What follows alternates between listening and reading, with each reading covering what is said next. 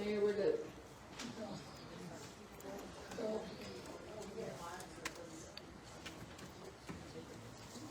Okay. Honor. And it's also a night full of business. I'm going to call the meeting to order. Please rise for the invocation. Our finance director, Peter Collins, stand for the pledge of allegiance.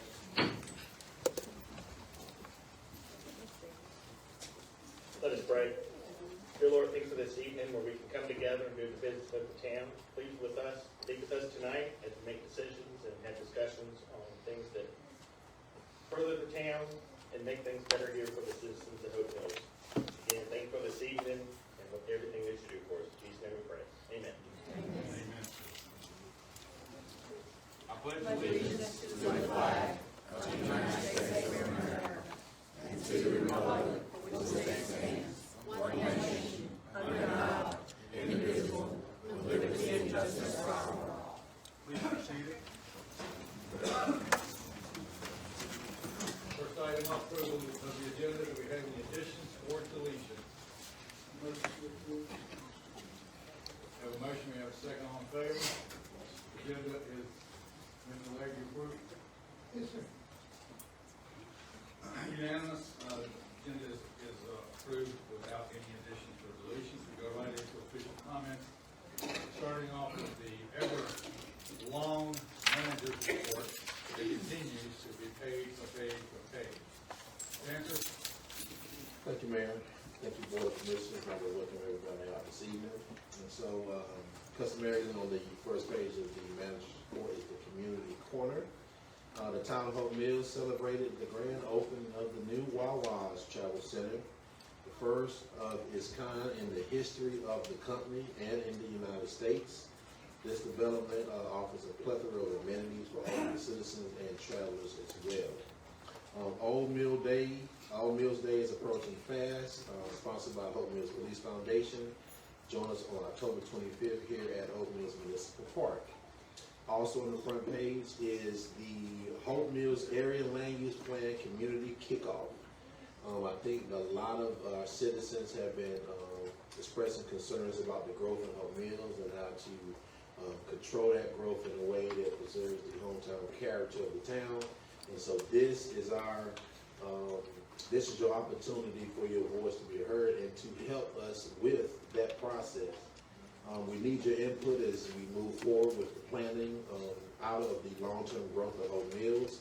Community feedback plays a vital role in the completion of the land use recommendations, so please join us on October 28th at Hope Mills Recreation Center from 12 to 7. It's an open door event, so it's not a presentation you'll get, but if you come anytime between 12 noon and 7 p.m., you'll be able to come in and provide your feedback in different stations that the Cumberland County Planning Department. They're actually project managing this with our town staff and our Economic Development Committee. So we'd love for you to come out and allow us. This is about a 9-month process, so it's going to take a while, but we can't do it without our citizens. Second page of the manager's report, I'm dedicating the first responders. Hope Mills Fire Department is now accepting applications. The salary outlines and benefits are outlined here. You have upcoming events with the police station, Coffee with a Cop on the 18th, Walk with a Cop on September 24th, and Breakfast with Badges on September 30th. And we can also officially announce that the John W. Hodges Public Safety Center is now open 24/7 for the first time ever in Hope Mills. Next page is the Parks and Recreation Department. We have officially secured $500,000 in grant funding for Phase 2 of Heritage Park. We have a fall social coming up on October 18th at the gazebo. Trunk or Treat is coming. My daughter is making me dress up this year, so stay tuned. Thanksgiving luncheon is coming up. Our fall cleanup events are approaching as well.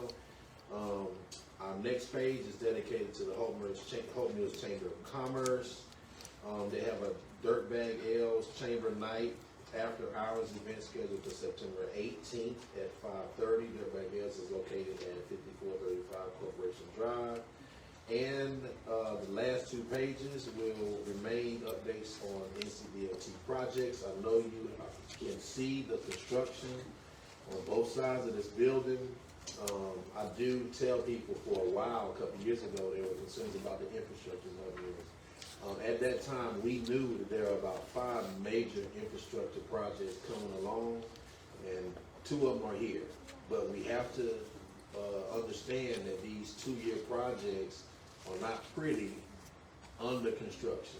I always say, when you see the guy out there with the stop and slow sign, that's the headache we're gonna have for the next couple of years. And you'll routinely see additional closures. We did a closure this past weekend of Gulfview and Rockfish. We had one on Mulder Street. There's one coming, I'll go ahead and announce you now. There's one coming at the end of the month for Park Boulevard, right here in the town.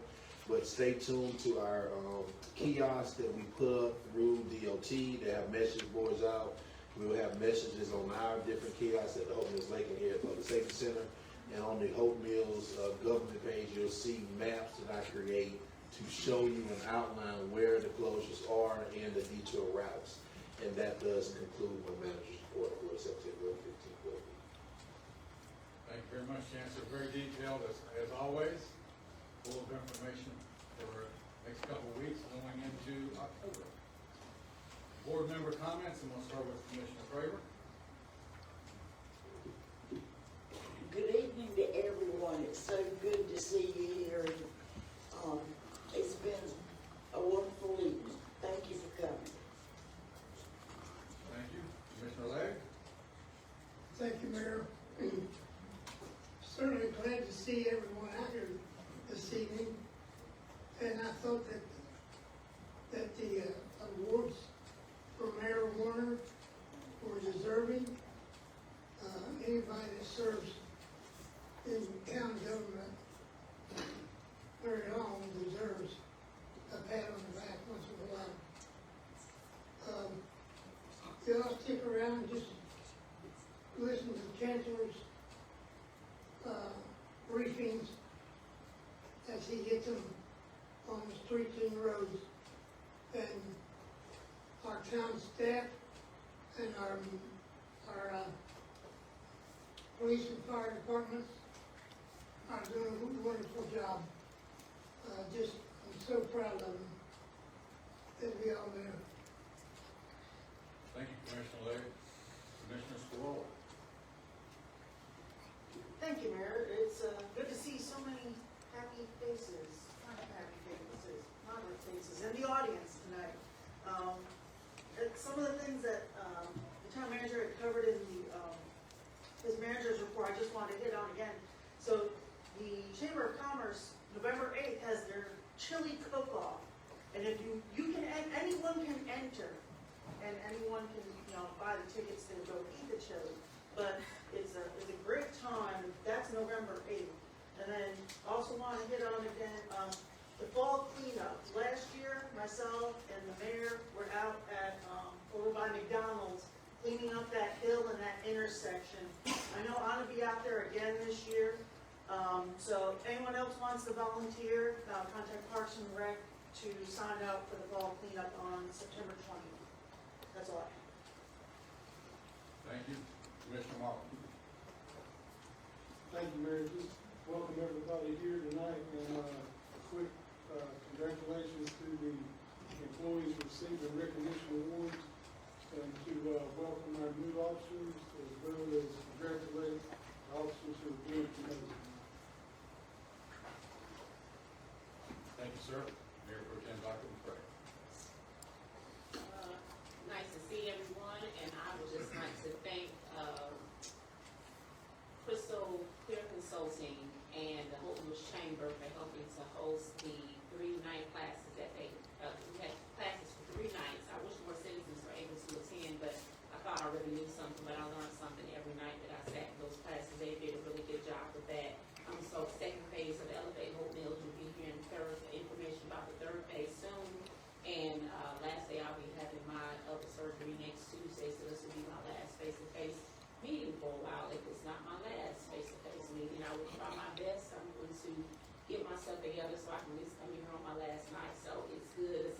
We got a long night to be here, but it's gonna be my last time face to face for a while. But I still will be, I guess I'll be on the mayor's phone, so, and to follow along with everybody. But again, good to see everyone. Thank you, Mayor Pro Tem Dr. McRae. All right, piggyback on what Commissioner Swola said, of course, this Saturday is cleanup day in Hope Mills. Last year, her and I worked that strip in the middle between Walgreens and McDonald's. And we did the hill at Walgreens too. I mean, I went through all my batteries, on my Craftsman weed eater.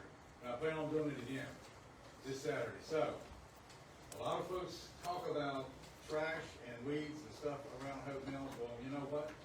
Be part of the solution on Saturday. Come get a bag, get a grabber, and volunteer for a couple hours. Let's clean up our community together. Let's do this together. Let's do good together. Let's do it Saturday. Something that Chancellor hit on out of the manager's report. You talk about a community that hits a home run. We did with opening up the ribbon cutting at the Wawa Travel Center in first, the only. They could have put that center anywhere in the United States, but they chose to put it here at Exit 41 in Hope Mills. It was a tremendous amount of people that come. I mean, that doesn't live in Hope Mills. They came to acknowledge the opening of a family business like Wawa. It was really great to engage and interact with the senior leadership of the entire team, even including the construction team. It is huge. That's who we are. That's what we're about. And that's why businesses and citizens look to live and work here in Hope Mills, because of that spirit. It's been a real busy couple weeks since our last meeting. Today, you know, I'm a regional guy, and I think regional. Today, we had a groundbreaking for FTCC for a regional truck driving school that's going to be built out behind on Old Rayford Road. That's behind the new VA that's on Rayford Road. And that groundbreaking was today, and it was well attended by a lot of stakeholders in Hope Mills. Another thing that's regional is that a few weeks ago, in fact, Friday, August the 29th, was the kickoff of the first regional community working group to look at building a regional aquatic center in Cumberland County. I'm a member of that working group. I've advocated for years that we need a nice aquatic center because we have so much talent in Cumberland County, and to include the counties around Cumberland County. So that's a launch. We also had myself, Commissioner Swola, and town manager. We also went to the stakeholder conversation for the FAST Center because we continue to look. And this was last week. Yeah, this week when we talked regional, and when the map came up on the wall, and Commissioner Swola will tell you, Mayor Anthony was there too, from Spring Lake. When the map came up on the wall of the existing FAST route, what did I say? I said, hold up. There's routes missing on the map. Nothing north and there's nothing south. So maybe this is where we should start that conversation about bringing transportation, not only to Spring Lake, but to Hope Mills. But we have to do it in a collaborative effort. And it has to be a vision. And that's what these two initiatives are so far, are visions. The Aquatic Center, FAST. There's another one that's going on too. There's one more. Yes, the kickoff of the Hope Mills Area Land Use Plan, the steering committee that will drive the future development, residential and commercial, in years to come in Hope Mills. And that starts off with that community input. The future and the direction of Hope Mills in land use is not gonna be decided by the politicians. It will be decided by the residents of this community. Have the input into it. Because it's the future of where we're gonna go. But we're not gonna go there alone, we're gonna go there together. And I'm proud to be on just about all of these committees going forward, along with some of the commissioners as well. In a collaborative effort for the betterment and the better quality of life of Oak Mills. So I just kind of wanted to highlight that behind the scenes, when we're not here in meetings like this, we're in community meetings. We're in steering committees of some kind, somewhere in Cumberland County. That's our function as elected leaders of this community. So that's kind of my manager's report, my board report. I'm gonna slow down a little bit. And from that, I want to go into, yes, you may. We're going into item 3, presentations, proclamation recognizing suicide prevention awareness month. It's under tab 2. Wait a minute before you read that. We've got one more that and I don't know how I forgot this. I have it sitting right here in front of me. On Tuesday, September 9th at Manor Church, we attended the 7th annual Public Safety Valor Awards. It will be item B tonight where we recognize, but I wanted to make sure that the 7th annual, it is so full of great stories about so many acts of heroism and valor from all of our public responders in Cumberland County. It was an honor to be in that room to recognize their tireless efforts and their volunteers for the betterment of Cumberland County. It really was, and we'll hear that under item B tonight. But I just wanted to make sure that I included that. Okay, Commissioner Squirrel, go ahead. Thank you, Mayor. So this month's proclamation for September is suicide prevention. Before I read it, this is very dear to my heart. 10 years ago, on Halloween, one of my dear friends, Captain Toby Hockridge, committed suicide. And if I could have said anything to keep him from doing that, I would have done anything to save his life. So, let me go ahead with the proclamation. So, September 2025, Suicide Prevention Awareness Month. Whereas across the nation, the number of suicide deaths has been rising since the turn of the millennium. Whereas law enforcement officers and firefighters are more likely to die by suicide than in the line of duty. EMS providers are 1.39 times more likely to die by suicide than the public, and between 17% and 24% of public safety telecommunicators have symptoms of post-traumatic stress disorder. Whereas suicide is a public health challenge that causes immeasurable pain among individuals, families, and communities across the country. Whereas connecting veterans and first responders with each other, with civilians, and with their communities through a range of activities, including physical activity, community service, and disaster response efforts, promoting a stronger sense of belonging and purpose. Whereas mental health and crisis support services are critical for people showing signs of suicide risk in their thoughts or behavior, requiring involvement from the broader community to reach veterans where they live and thrive before they reach a crisis point. Whereas veterans and their loved ones can call the Veterans Crisis Line at 1-800-273-8255 and press number 1, or chat online at theveteranscrisisline.net, or send a text message to 838-255 to receive free confidential support 24 hours a day, 7 days a week, 365 days a year. Whereas if you or someone you know are in crisis and experiencing difficult suicidal thoughts, call 911 immediately. Therefore, be it resolved that I, Jesse Bellflowers, Mayor of the Town of Hope Mills, do hereby proclaim September 2025 as Suicide Prevention Awareness Month in the Town of Hope Mills, encouraging all citizens to look out for their family, friends, and neighbors, urging those who are experiencing crisis to seek help. The 15th day of September 2025, signed Jesse Bell Flowers, Mayor. Thank you very much for reading that. It is touching for me as well. Item B is the recognition of Valor Award recipients. Chief? He's got the list of names.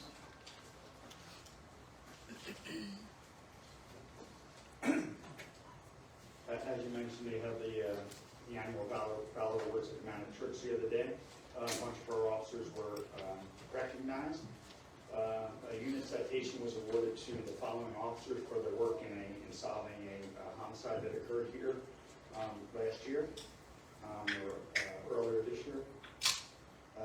Lieutenant Roweeder, Sergeant Morgan, Lieutenant Ashley Roweeder, Sergeant Darrell Morgan, Detective Ashley Bensinger, Detective Rachel Martinez, Sergeant Robert Fields, Sergeant Tony Mendez, Officer Haley Mahoney, Officer Garrett Johnson, Officer Jordan Sycamel, Officer Ian Cortese, and Officer William Cannon.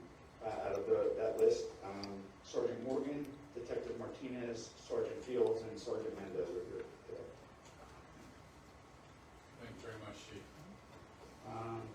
Our life-saving award, two of our officers received the life-saving award for their efforts in pulling a gentleman out of the lake that drove into the lake a few months back. That's Officer Maricel Cozane and Officer Tony Locklear. They're both here with us tonight as well. And then merit awards, we had two merit awards. One went to Officer Phoenix Nichols, our SRO over at Southview High School, for his initiative in combating fake use on campus there. And then Officer Natalie Schwartz for her work in organizing the 113 community events that we had last year for 2024. Thank you, Chief. I also want to acknowledge that our fire department sent two teams of workers to Elaine, in response to Elaine. That happened too, and that was selfless service as well, that our fire department participated in that recovery. Okay, Chief, you want to do some swearing in now? Oh, wait a minute. Come on up, Chief, you're next.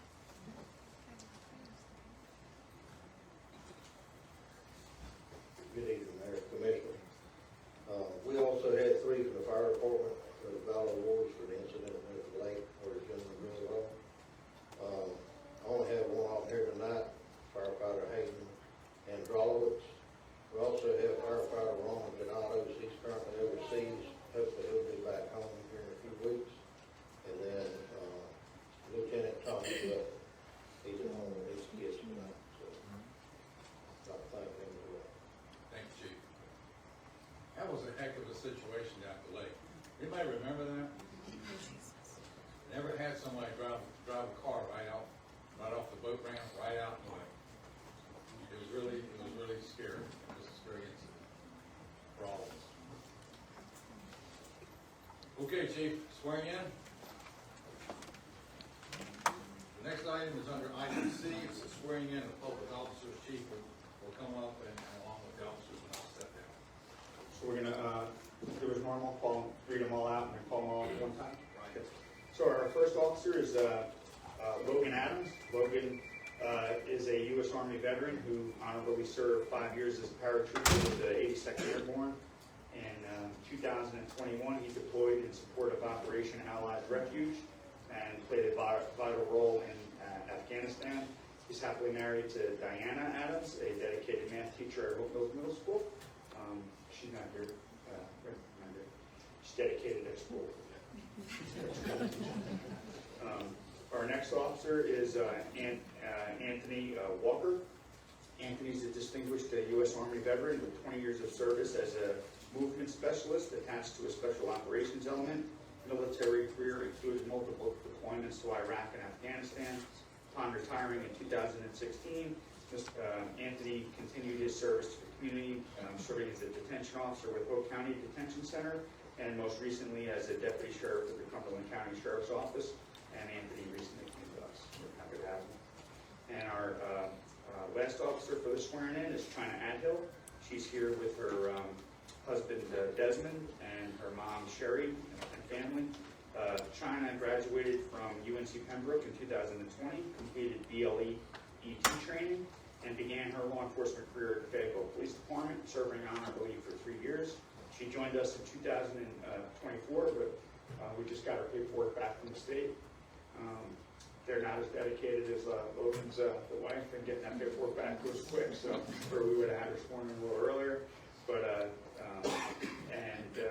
she joined us here and dedicated and still earned her promotion to detective. She's working in our detective bureau. That's the 3 we have for swearing. Thank you, Chief. You can't thank me. Your family? Your family? You want up? You want to come? Yeah. Families more, you want to come up, be part of this? Swearing in is a family-oriented event. It's like promotions too. And of course, in the Army, everybody that's either sworn in or promoted, family, that's who we are. Anybody wants to take pictures, you're more than welcome to come up here and take pictures if you'd like. You don't have to take them from way back there. You can come right up here. Okay.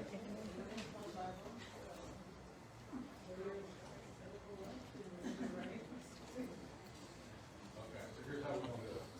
I'm going to say I, and then I'm going to say state your name and individual state your name. Then I'm going to read the rest of it. Then we're going to get down to SA, state your position, and you can get through that. Okay? All right, we ready? All right. I state your name. I, Logan Adams. Do solemnly swear. That I will be alert and vigilant. To enforce.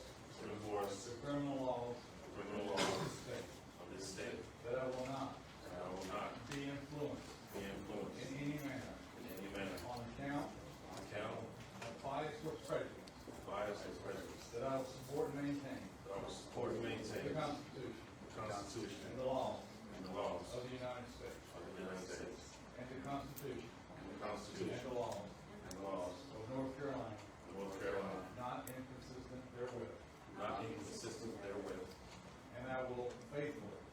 And impartially. Discharge the duties. Of my office. As a law enforcement officer. As a state position. For the town of Hope Mills. Accordingly to the best of my skills. Abilities. And judgment. So help me God. Congratulations.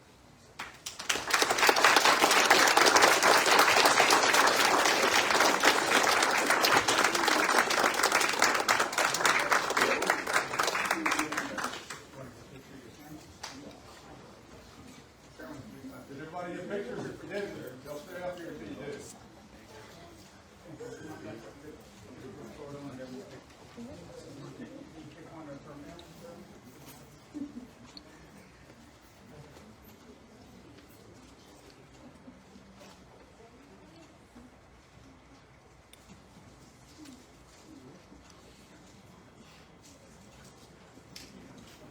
All right.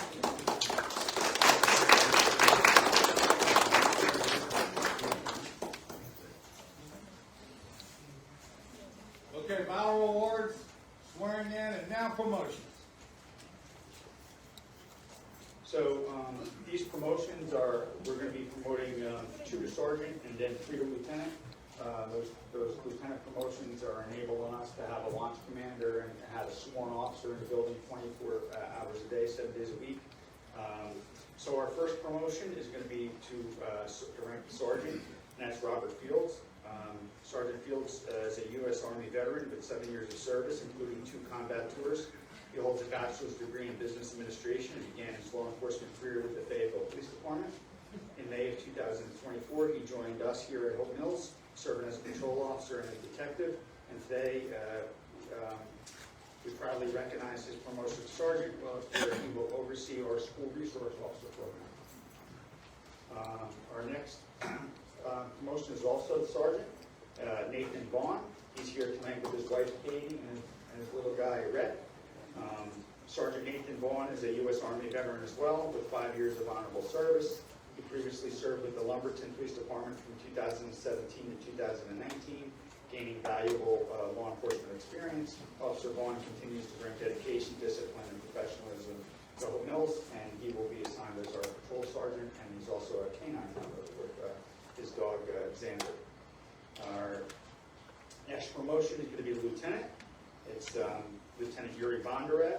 He's a proud U.S. Army veteran who honorably served 5 years as a cavalry scout, including a deployment to Afghanistan.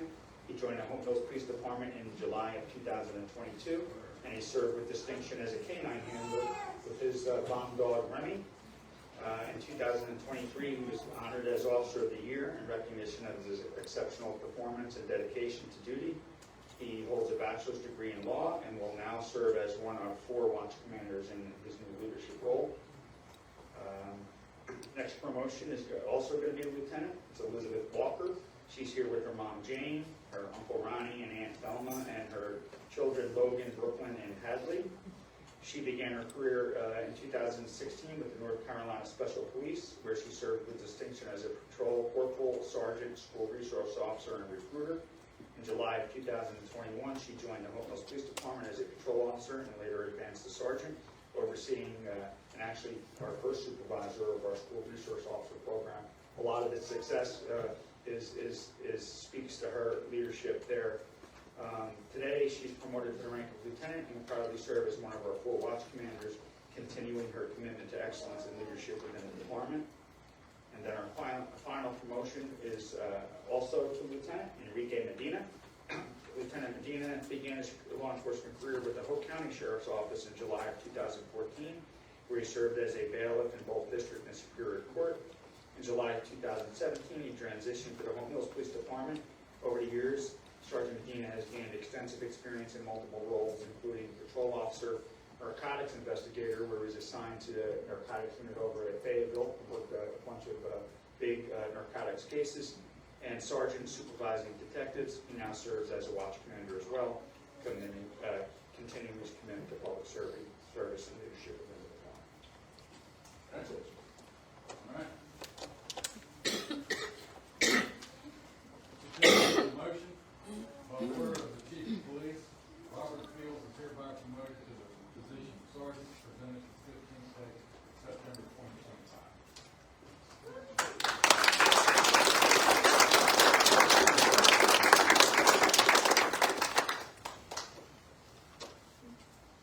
Certificate of promotion by the order of the Chief of Police is Nathan Vaughn, is hereby promoted to the position of sergeant, presented this 15th day of September 2025.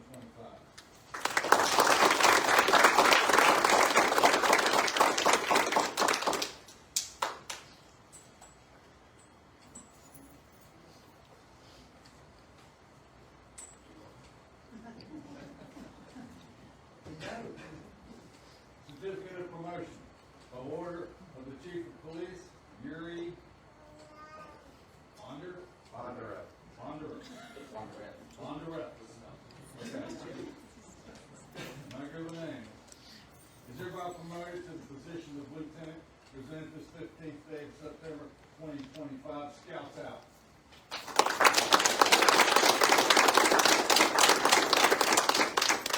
Am I right, Mr. Stroll? I was gonna say something else too, it's inappropriate to say out loud. I'll just leave that alone. I'll leave it right there, Scouts out. Certificate of promotion by the order of Chief of Police. I don't think I missed it. No. Elizabeth Walker is hereby promoted to the position of Lieutenant, presented this 15th day of September 2025.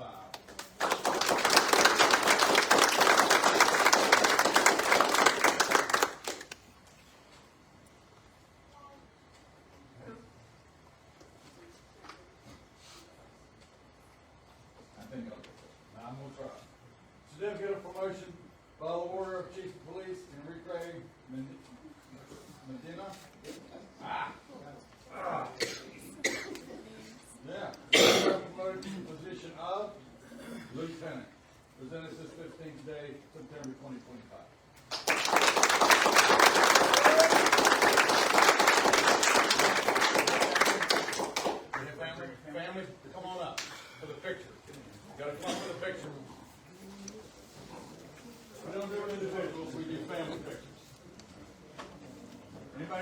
flag fixers come up and take it.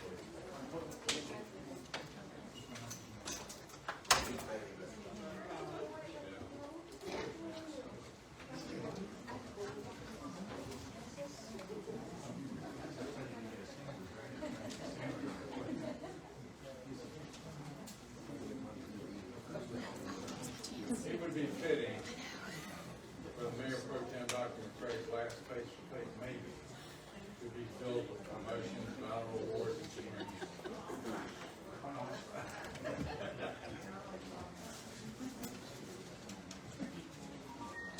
Okay, moving on to item C, Cumberland County Community Development CAPER, Consolidated Annual Performance Evaluation Report. Ray Manuel, continuing Community Development, Interim Business Manager, ARPA, Finance Accountant, no attachment.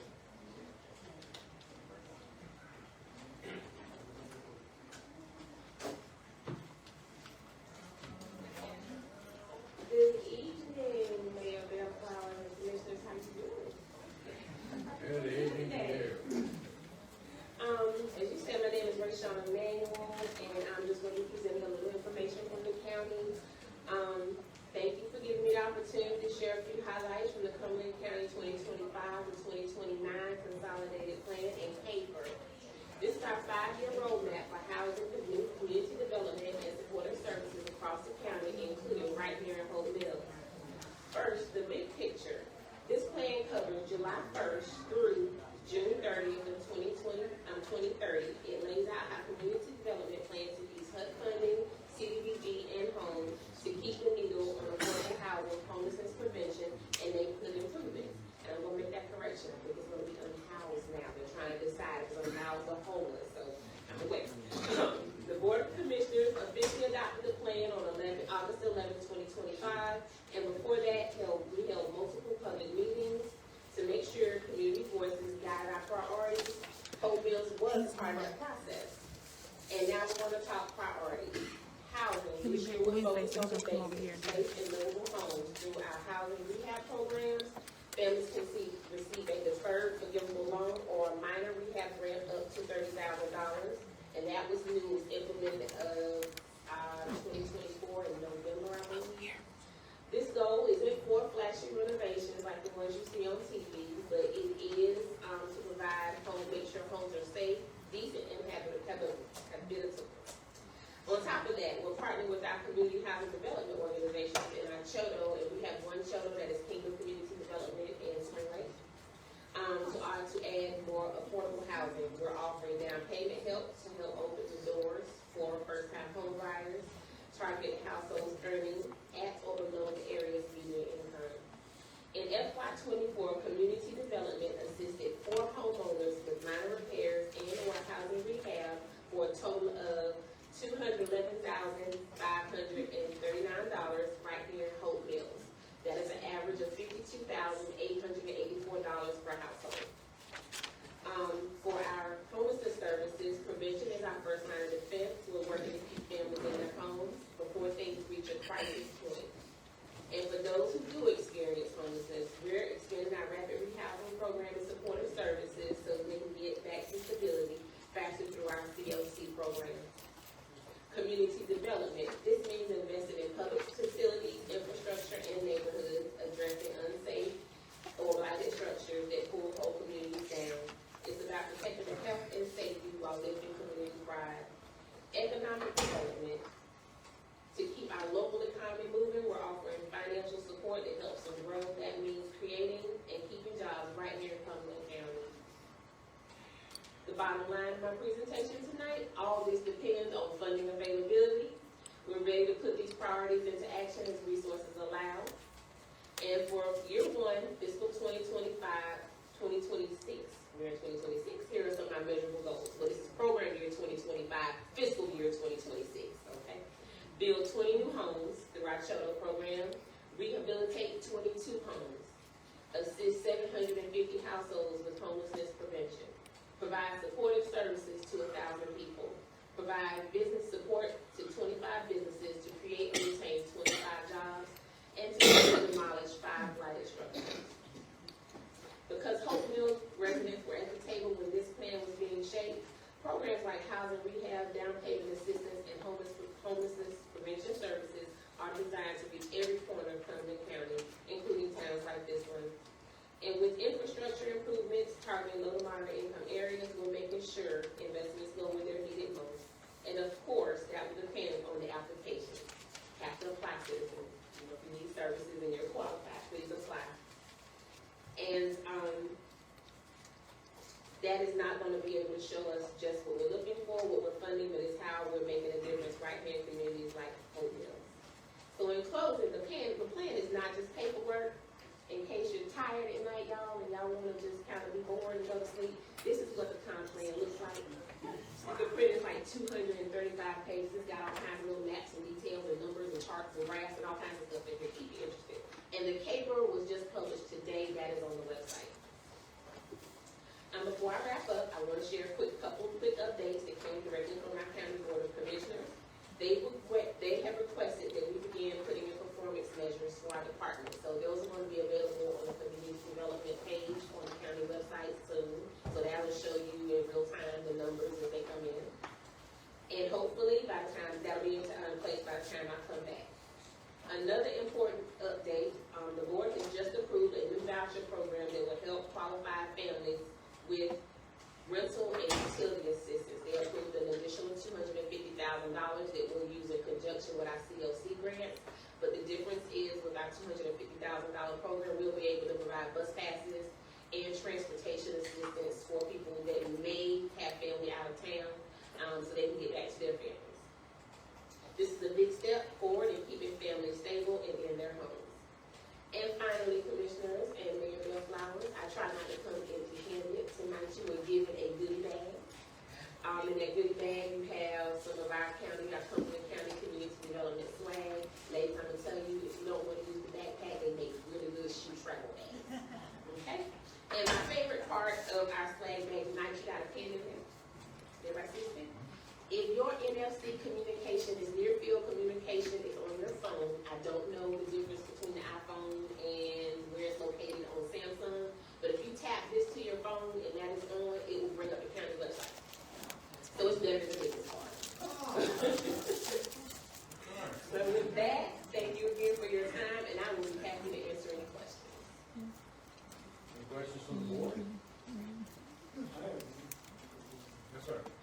Now, I'm just going to ask the manager or somebody, do we have the information that we put in the town's website so people can apply, citizens in the town can apply for those? We don't have it, we can get it, I'll give her my card tonight, since we put it up.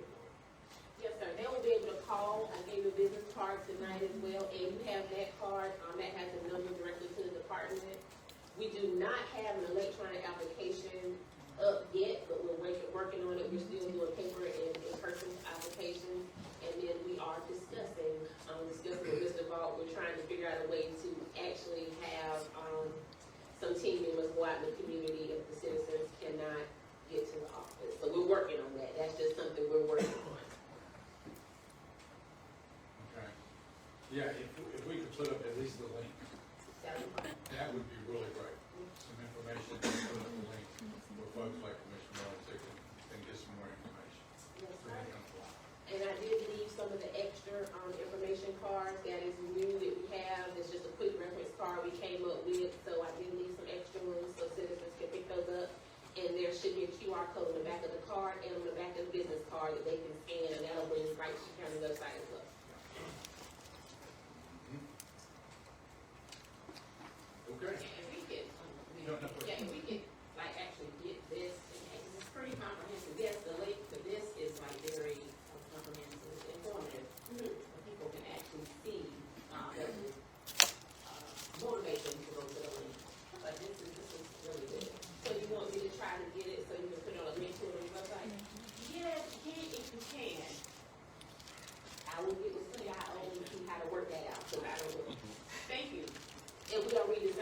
part as well. We're gonna put the income limit on there for the programs. Yes, yes.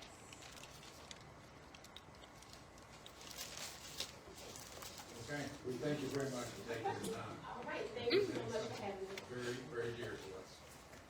Oh, one more question. Okay, first time home buyer's assistant, the income, do you know that offhand what the income cutoff for that is?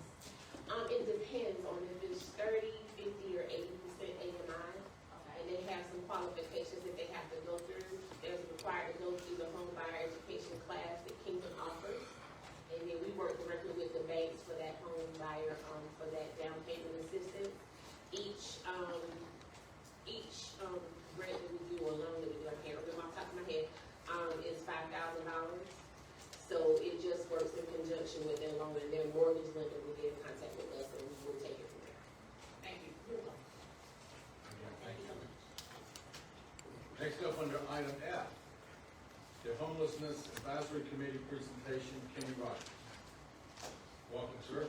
Hey, absolutely. Thank you. Appreciate it. So, my name is Kenny Rogers. I am chair of the Homeless Advisory Committee and the Homeless Advisory. So I'm retired. Kid running that place right here. Kind of wanted to give some clarification on a recent discussion came up in regards to SBI, North Carolina. So I think gossip is the devil's radio. So that's the reason why you address stuff and let people know what's going on. So the SBI partnership was due to the fact of getting state background checks for volunteers and individuals that we're working for towards an empowerment program. So one of the initiatives, short-term, long-term building, we're putting together with the Homeless Advisory Committee is we're going to do an empowerment program at a station here on the Mills, which is reducing one of the barriers that we need help with, which is transportation. So for the Parks and Recs, we have put together a small area being designated where we will start doing empowerment classes. And kind of the goal of it is empower, train, sustain, and build a village.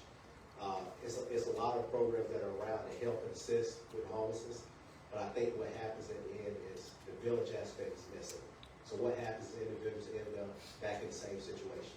So the goal, what we're looking to do is keep something long-term sustainable and be able to help people that are on the verge of homelessness or people that are homeless by taking them through pretty much a whole entire course, as well as training, and in a sense just being more empowered. So the goal is building them back up and getting them back into society. Because I think that's where the disconnect happens at the end, and which is why we do have to work back in the same situation.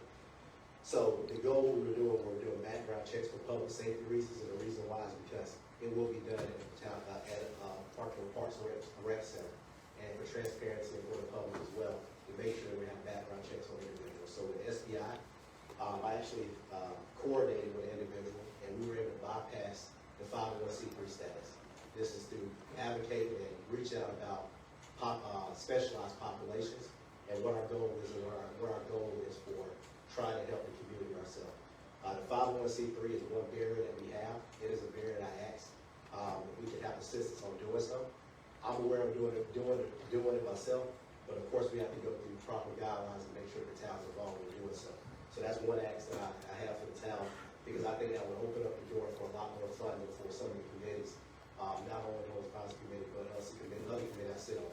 It is individuals through connections that we've been able to, through connections to Commissioner Craver and other individuals on the committee, where impact investors and other individuals are willing to invest in the cause, even though they're not around this area. But without a 501c3, it's a big barrier that's holding up a lot of potential projects. But to give another idea of what are the other things that we're looking to do, I talked with the town manager about this, and he would probably get mad when we mentioned looking at a potential shed service. I looked up a few parameters, trying to see if we could get it less than 124 square feet to see if we could put sheds around town. When I say sheds, I don't want you thinking of regular sheds we just put together and build and just throw out on the ground. But we're looking at sheds where the community is going to be involved in the process. We have a sponsor, that's actually one of the partnerships, Kimball's Furniture. Both locations in Rayford Road and Bragg Boulevard are willing to front the cost for doing this shed system. So The goal of it is roughly about 124 square feet to beat some of the permitted, hopefully knock on wood, and try to get us around town where we have goods in it. And when I say goods, working with Better Health as well. Ms. Tracy attended our meeting, she works with Better Health. So the goal is getting Narcan, getting food supplies, non-perishable items and drinks around town in designated areas such as near the lake, such as near the Walmart area, and having where individuals, even if they're not homeless, that can come and get just a simple thing such as food and drink. Everyone deserves that. So one of the things that we're looking to do, and this is another discussion, but look at a way we can get that done in the very near future. The long-term plan is potentially looking at a tiny home solution.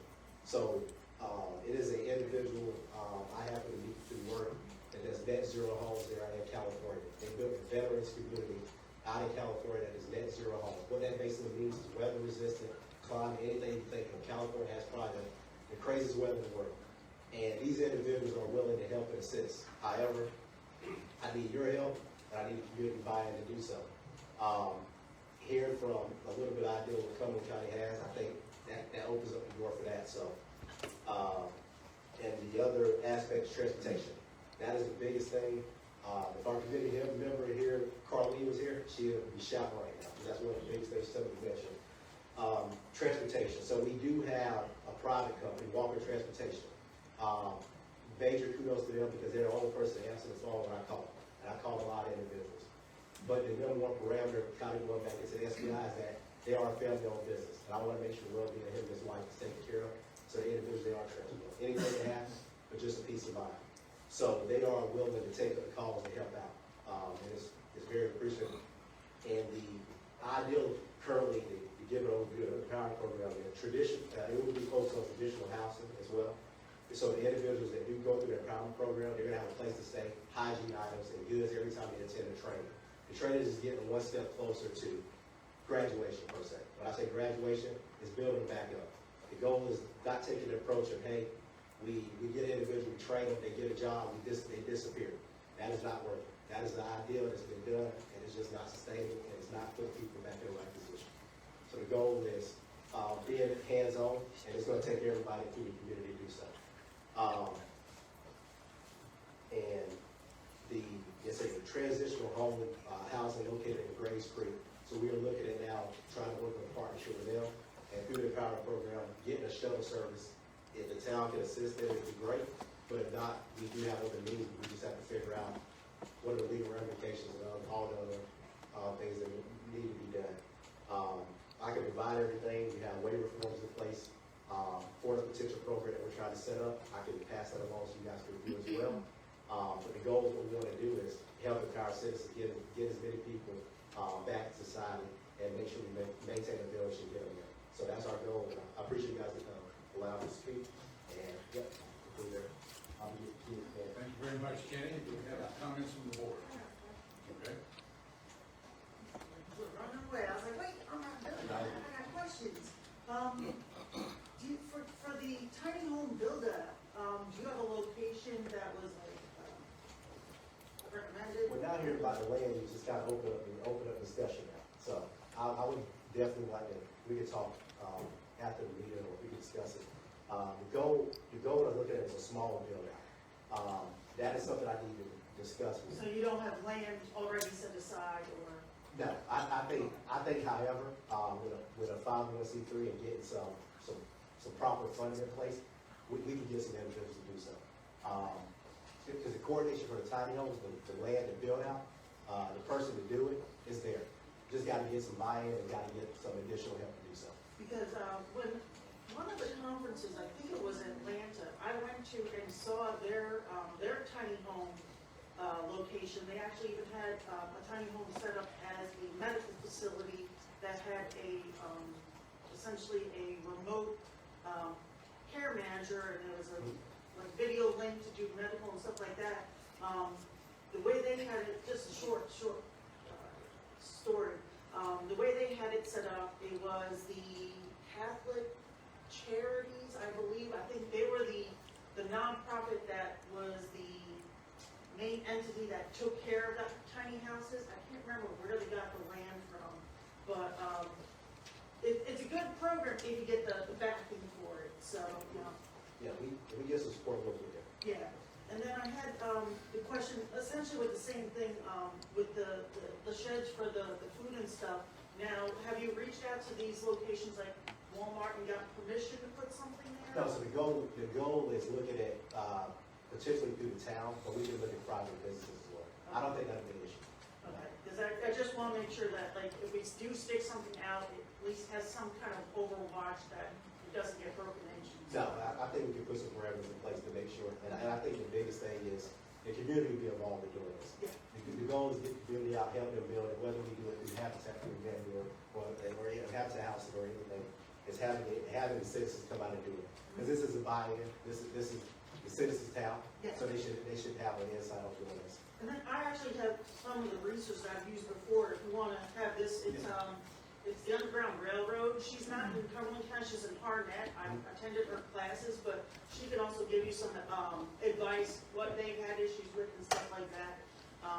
They're a good resource, and by all means, like the Alms House, they're a great resource. Yeah, absolutely. And another individual, is Mr. Garner, who's trying to implement his idea as well. So, Awesome.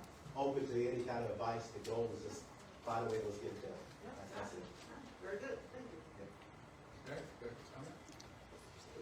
I want to say how proud I am of this committee. We're full, I think, and we've got another one that, members that's on tonight that I don't know if we have to probably, hold that one off until we get a vacancy.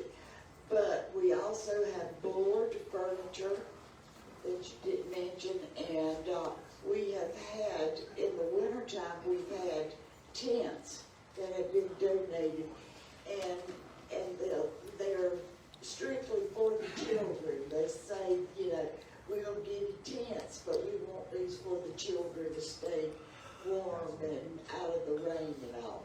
But this is a wonderful committee, and I appreciate all that you're doing. And when you give donations over at the Parks and Recreation, those are taken directly to the encampments. So they're, right there, they've got clothes, they've got food, and, I just wanted to mention that, but thank you, Kenny. No, thank you, Commissioner.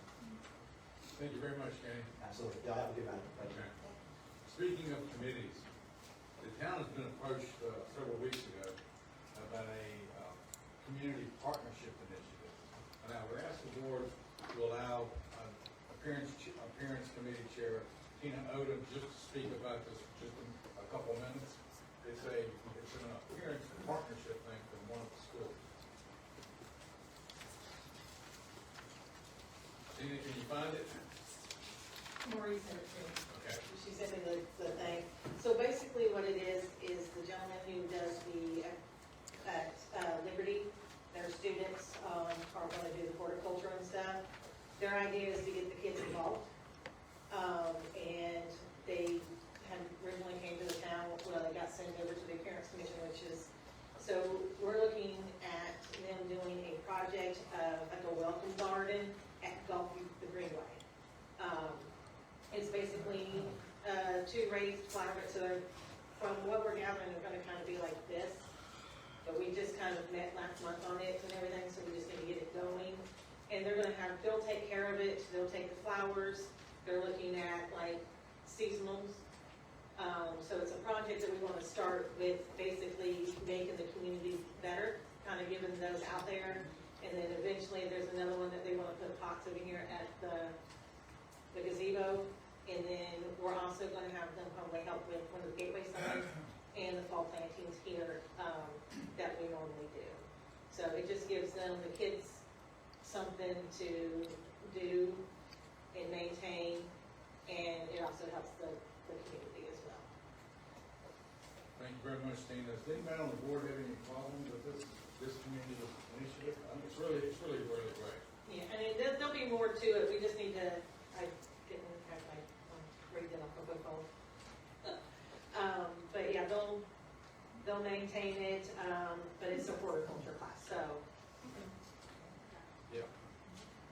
And one thing you could also look into is see if any of these nurseries, like Bell's or even Lowe's, because I know a lot of, they donate a lot of stuff, see if they can even donate some of the flowers and stuff for these, projects. Yeah, I think we were gonna have them do that, and then the school was also going to purchase them and everything, because they're gonna maintain them.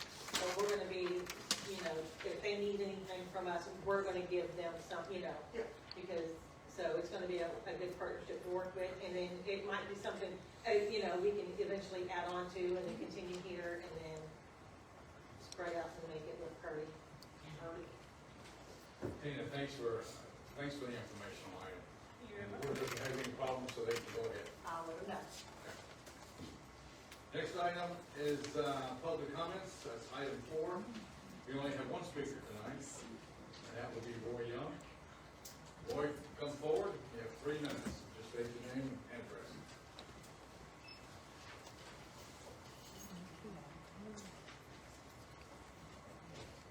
How you doing? Young, 612, 400, Thanks for your comment.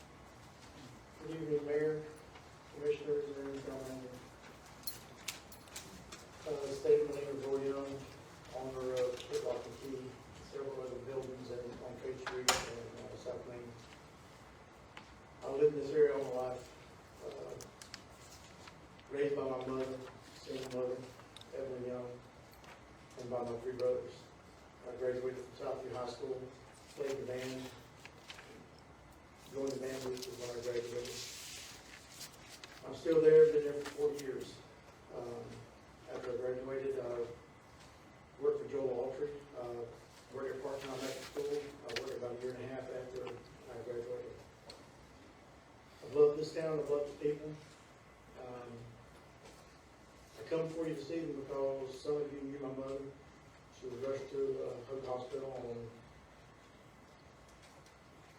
August the 22nd on 2025. She was in emergency transfer to Moore Regional Hospital on the 29th at 6 a.m. to Reed Carson ICU. And my daughter and I stayed with her until September 4th. When they moved her to the patient tower, waiting on the bed at First Health Hospice. September 5th at 4 p.m., my mom was moved to First Health Hospice. September 4th at 4 p.m. My mom was moved to hospice care at First Health. And then on Sunday, September 7th, 2025, at 3:08 a.m., my mom went home to be with the Lord. Her father, her mother, and other family members. I'm just a small business owner. The main reason I'm here before you tonight, when me and my brothers and I walked around looking at the flowers at the funeral home, those that sat on the stand stood out to me. Count of Hope Mills, while it made me smile, brought tears to my eyes. For you guys to think of me, my mom, like this, it was surreal. I want to say thank you to the Hope Mills Fire Department who responded to a mom that day and helped stabilize her. Thank you to the town manager, the commissioners, and the staff for thanking the little guy, my mom, and the commissioners that sent flowers individually. Thank you. And on a side note, I don't know who it is, but there's just a situation that I love this town. But it come to my attention the other day, there's a website out here that's giving this town a black eye. I had the opportunity to open my business on Yakima Road, and I chose this town because I love this town. And there's a website out here that's giving this town a black eye and giving it a bad name, and people are laughing at this town. About like they used to laugh at the city of Felton. I wish there was a way y'all could get this under control. Because it's very ugly and it's very negative. And I hate it. I really hate it. Thank you. Thank y'all again. Thank you, Roy. Thank you for sharing that with us.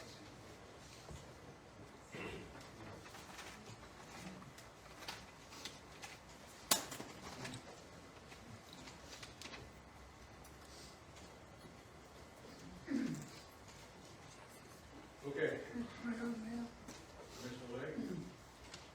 Mr. Young doesn't just have a small business here in town. He's the president of the University of Southview High School. Has been for quite a while, and does a very good job of keeping that group under control as well. So I want to say thank you, Roy, for your hard work and dedication. Thank you, Commissioner Lake. Roy, the band boosters really appreciate everything that you do. I know I was just there at the home game last week. One thing there, at the funeral home, there was 4 kids that came in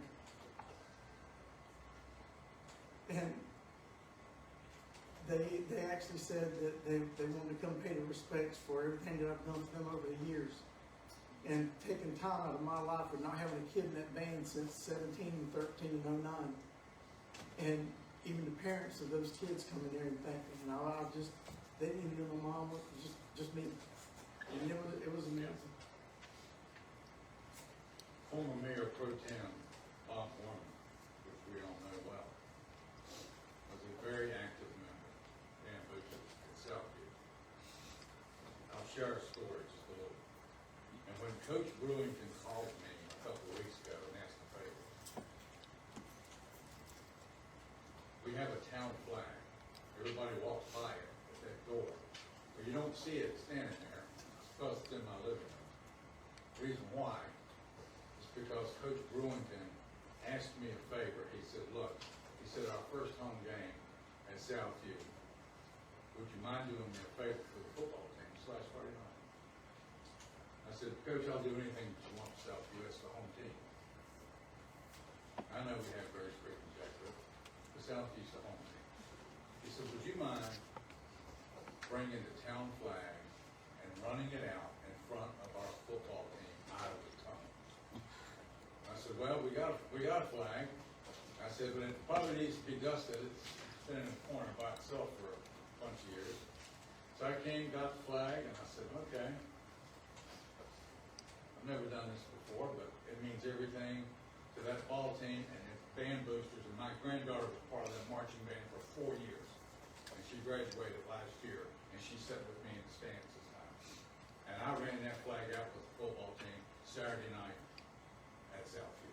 And I'm honored to do it for people like Mayor Pro Tem Bob Warren, for people like you, Roy,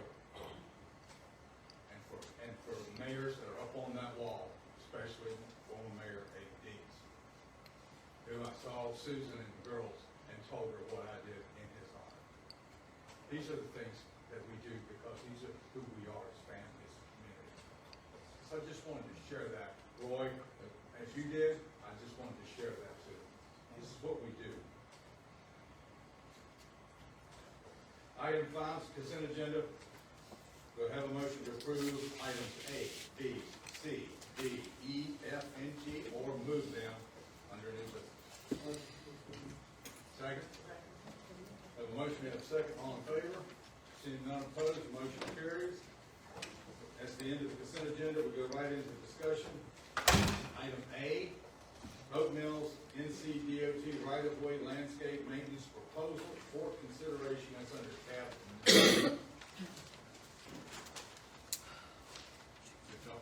But y'all didn't think I could run that flag out, did you? I didn't either. Mayor, before, as Don speaks, I'll read the staff report into the record. In terms of background, over the past decade, there have been increasing need for higher and more frequent level of landscape maintenance along roadways within the town of Oak Mills corporate limits that are owned and maintained by North Carolina Department of Transportation. While our public works staff has periodically provided landscape improvements at key locations, these efforts have been limited by available resources. In terms of recent activity, recently staff was contacted by the Fayetteville Cumberland Economic Development Corporation, also known as FCEDC, which noted that several industrial-based companies are expressing interest in the town of Hope Mills. However, the current conditions of our gateways may create a negative impression as these entrances into town lack consistent landscape maintenance. This could hinder regional economic development opportunities.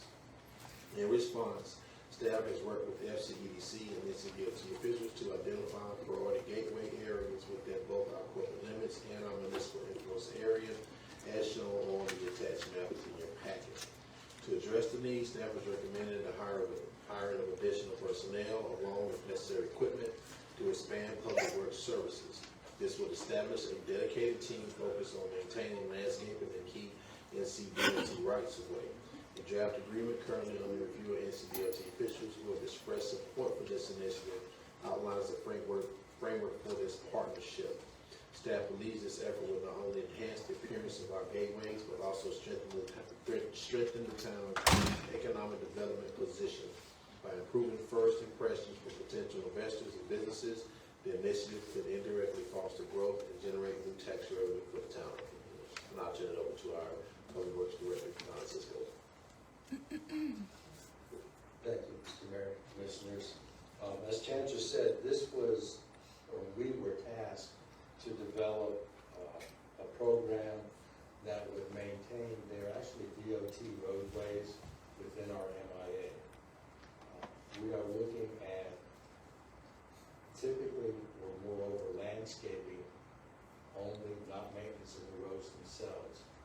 But the objective of this exercise would be to entice business development within the town. They say that the first impressions are lasting, and in order to come into the town, you've got to come through the gateways in the MIA that are maintained by DOT to their standards. We have been asked to develop a plan that will maintain those areas to a higher standard, to include roadside pickup, lawn maintenance, ditch maintenance, things of that nature. Gutter pad maintenance, median maintenance, stuff like that, in order to enhance the appearance coming into town, and with the objective of enticing better businesses or better business development.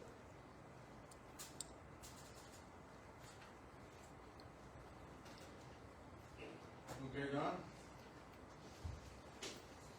And I do want to say one more thing. We look at this as a investment in the town. They say you've got to spend money to make money, and if you can't entice somebody to come in, then you don't have somebody in.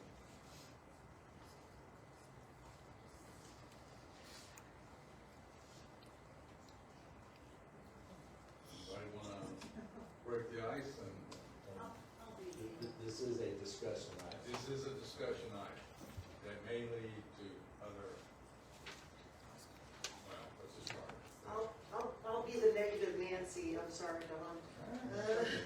But, so, I'm looking at the breakdown. Wow, that's a lot of money. Yeah, you're really gonna use mine to, Well, and how, may I interrupt you when you say, wow, that's a lot of money? I mean, Well, I let get me it. give you my wow. I know, Okay, my wow is what we're looking at is 21 and a half miles of road. I know. That is not just 21 and a half miles of road. That's 21 and a half miles up one side, 21 and a half miles down the other side. It's 42 miles. 21 and a half miles of median is another 42 miles. So when you're talking about covering 84 miles of road and gutter pan, we're talking about putting a crew together to maintain something from here to long. And I understand, and, I'm trying to look at it this logically and from all sides, because trust me, I hear the complaints, I know you guys hear the complaints, and, we have a solution, it's not a pretty one, or it's not pretty to the taxpayers, and it's, it's expensive. Now, my question would be is, how frequently is this a constant thing? Is this a It is, it's going to be 5 days a week, 52 weeks a year, because even though the grass may start growing October sometime, there's still roadside that needs to be taken care of, there's still ditch maintenance that needs to be taken care of. There is a lot of activity that is done during the non-growing season as well. Okay, and then my second question, I guess this would kind of be going to the town manager as well, is are we gonna get any kind of assistance from NCDOT or anything, because these are their. We currently have an agreement with NCDOT, which hasn't yielded what we would consider to be effective maintenance. And so this is why we took this approach. I will say that as the nexus of this was us approached by FCDC about interest in our areas. We had the ribbon cutting for the industrial development off Tom Starling Road. The highest tax value that you're gonna get from development is industrial and apartments. And so if this yields one or even two industrial developments, you're looking at the program paying for itself. So you'll get that return on that investment that would possibly make the sticker shock of this number a little less. But it's really an economic development engine. It's a beautification engine. You have possibly talking about interfacing with the appearance committee to do gateways and things of that nature. But we constantly hear, and I'll just say this, I don't want to see my mayor and my commissioners cutting the hill. And so if we have a way of doing that in a way that keeps you guys safe, but addresses a growing issue being raised by our community, this is our way of basically saying, I think it's the best approach. I mean, I get it. I mean, I have a really good life insurance policy and health insurance policy for the military, so I'm not really worried about that. But, you know, I was counting on the economic, the tax income from our commercial going towards other stuff that we need taxpayers, not necessarily this kind of stuff. Is there, I mean, has NCDOT, like, do they have like anything like where they're like, well, we appreciate you covering this now, we'll cover 10% or anything? Nothing, we got nothing, we got nothing. Nothing, we got nothing. Okay. All right, that's all. Mr. Kramer? I think since we've just approved the budget, we've doubled taxes for our community. This is something that we should probably wait until we start on next year's budget and maybe include it in that. I just don't think now's the time that we can take this kind of money and do this, right?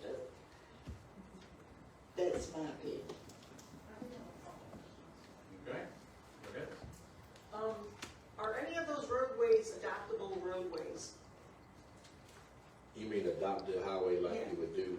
I think any roadway can go through a program of that magnitude.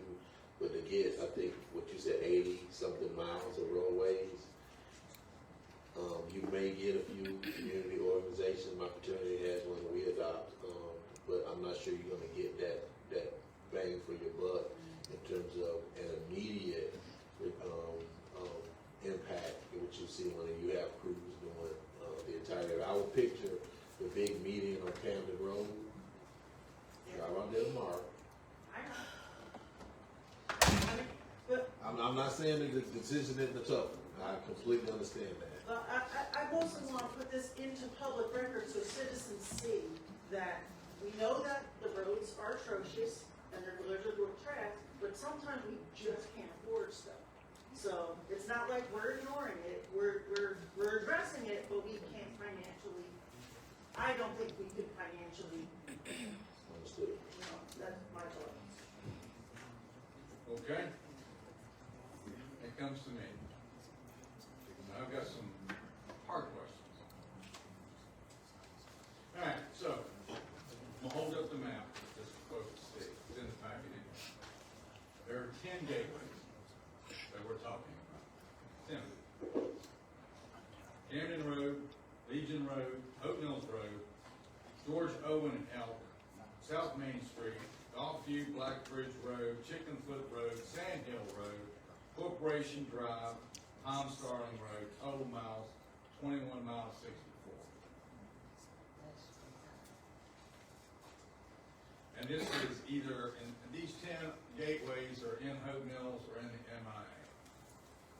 We continuously hear from citizens about weeds, growth, trash, all over the town, continuously. And a lot of that is of course, shared on social media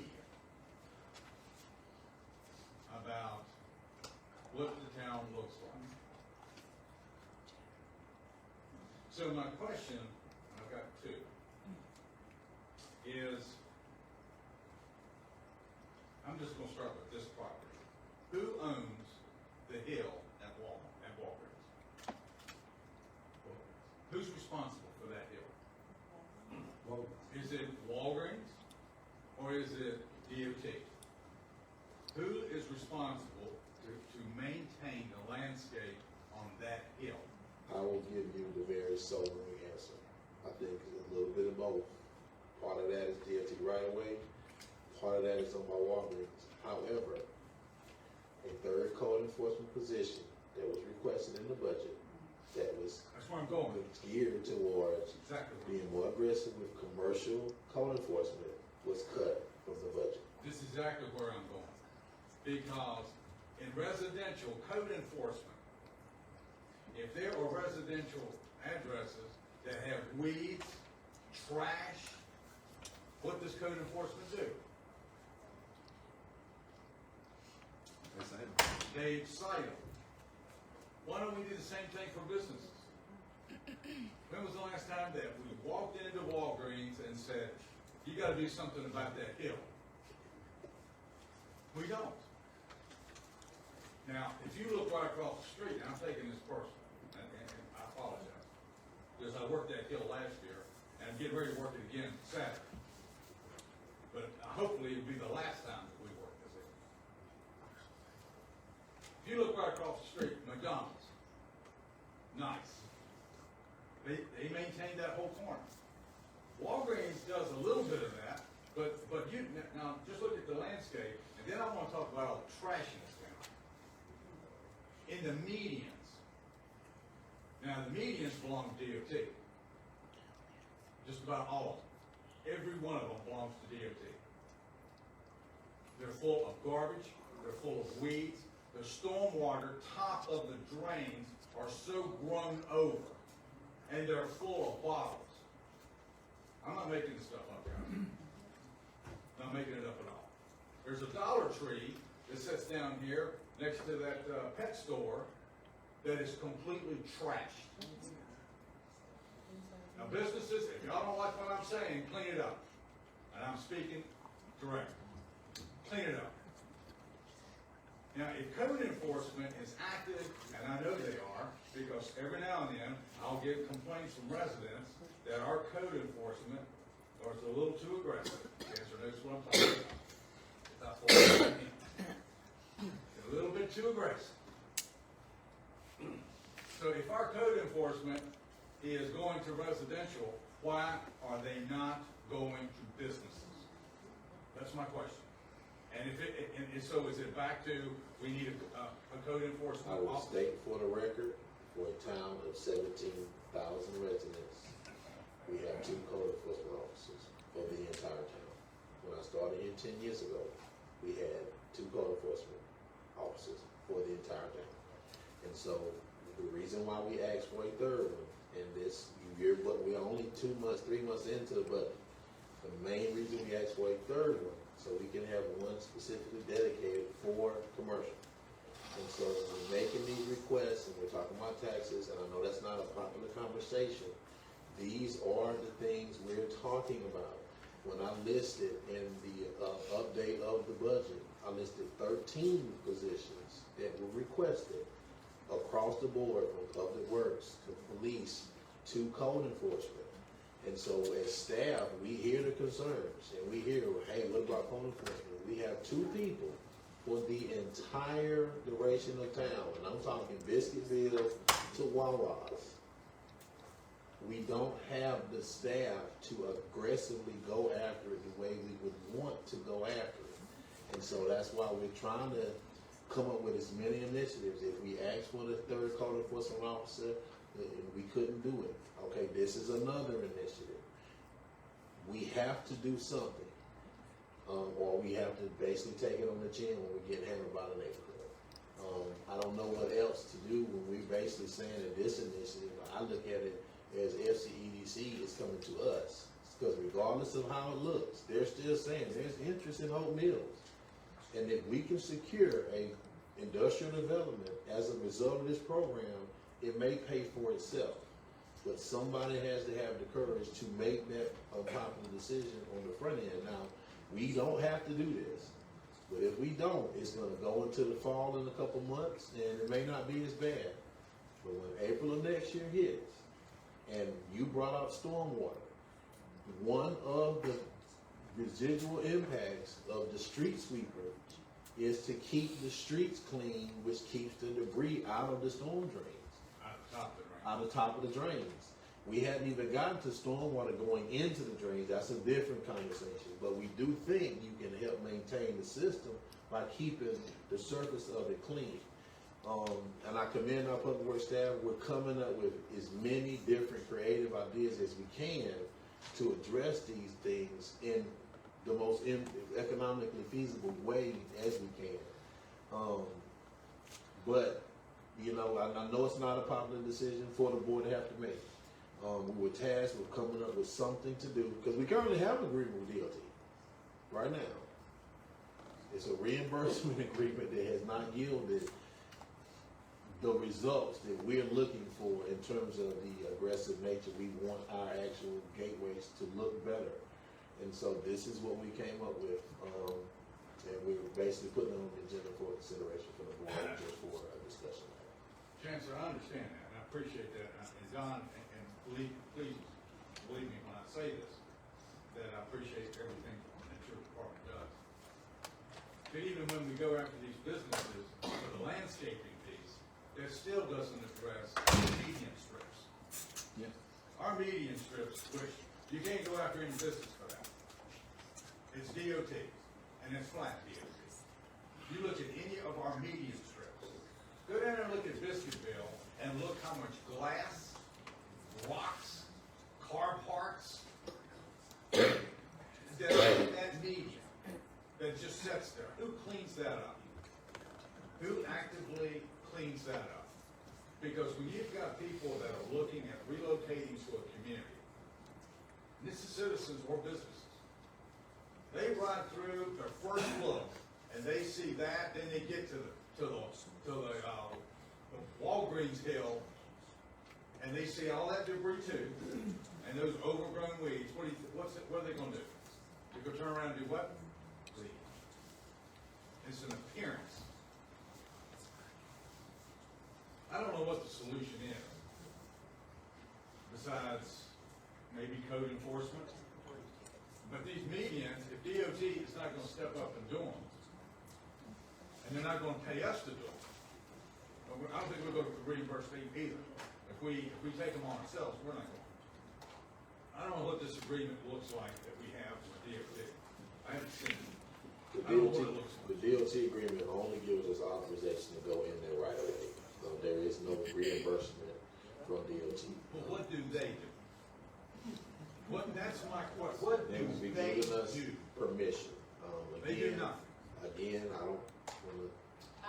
Mayor, I don't know. So, It just upsets me. and a lot of these other gateways, there's no businesses. So we can talk about that hill, but that's not gonna take care of a lot of these other gateways True. that we have issues with. You're not gonna code enforce yourself out of it, which we still need a code enforcement person, but we're not gonna code enforcement out of it. So the question is, what do we plan to do about it? Do you wanna invest and pay for it, or do we wanna keep kicking the can down the road, which is the reason why these gateways look the way they look in the first place, because they keep telling y'all, nobody is coming to save us.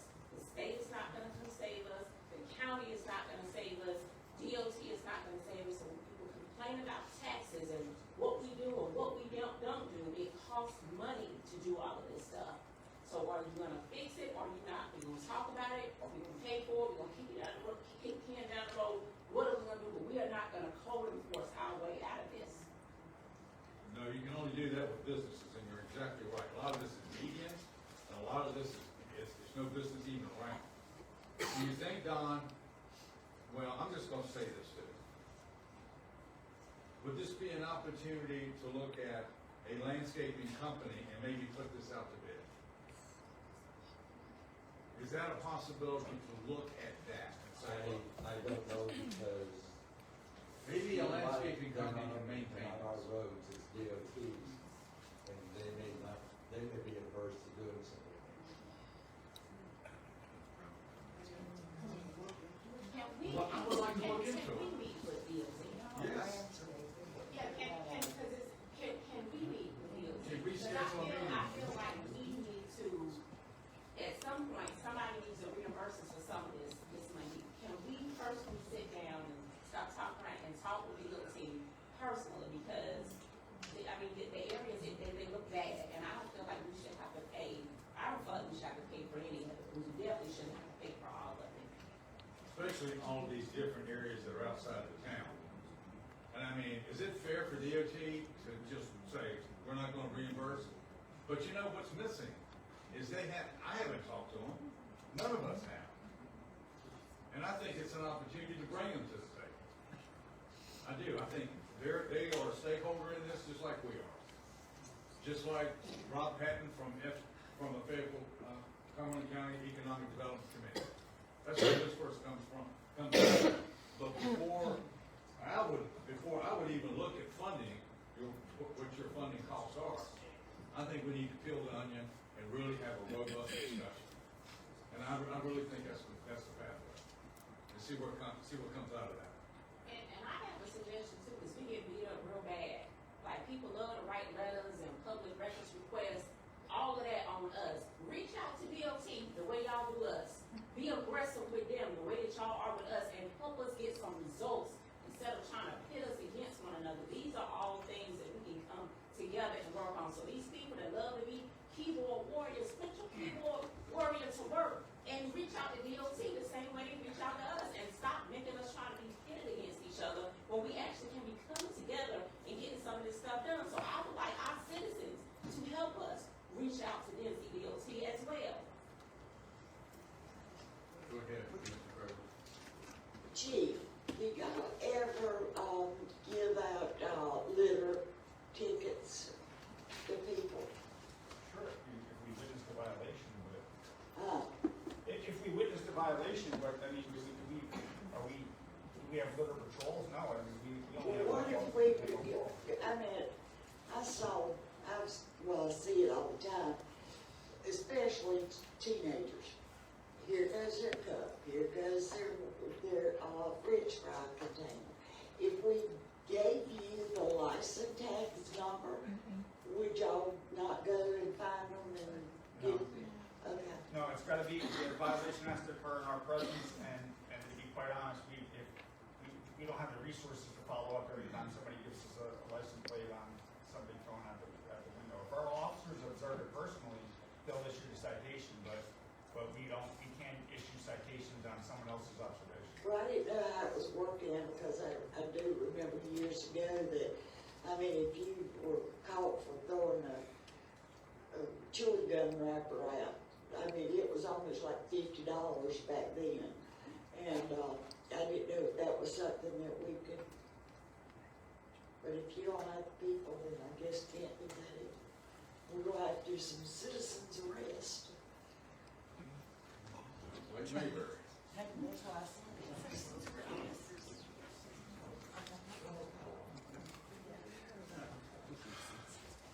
Before, I'd like to ask the board, before any decision's made, I'd like to recommend a meeting with DOT here in our conference room. I really would. And maybe the results will be where they are now, I don't know, but I'd like to recommend that. If the board is okay with that? I have a comment. Yeah. Okay. This is probably a question of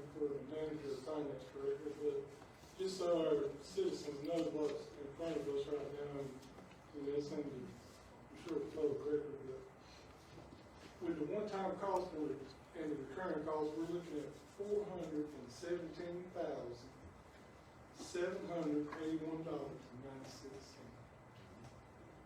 So the recurring costs are $234,519.66.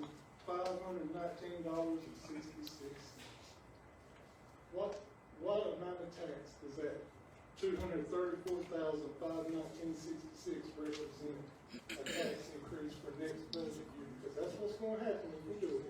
400,000 is, and correct me if I'm wrong, 2 cent tax, and 200,000 is 1 cent tax. So you're talking about 2 cent tax for the first time hit. So in order for us to implement, and I'm sure Don has come up with a great plan of attack, and I'm sure this will probably fix our problems. But next budget year, when this board comes at the citizens again with another 2 to 3 cent tax increase to cover this, because we got to make it up somewhere, because we didn't have the money in the budget this year to do it.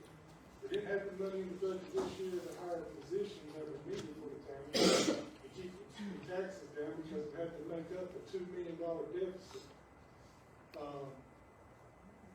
You know, that's not our public works department's fault. It's not any of our county employees' fault. But I just want to go on record as saying, this is what this board is being faced with right now, $417,781 that was not budgeted for. Is not going to be budgeted before moving on if we were to decide to do this. And I myself think it's wrong that we're doing DOT's job and it's going to be on the back of our taxpayers. It's going to be on my taxes that I have to pay to clean up their roads, which is something they should be doing because the state sits back and they say, we're not doing it. We don't have the money. Well, we don't have the money.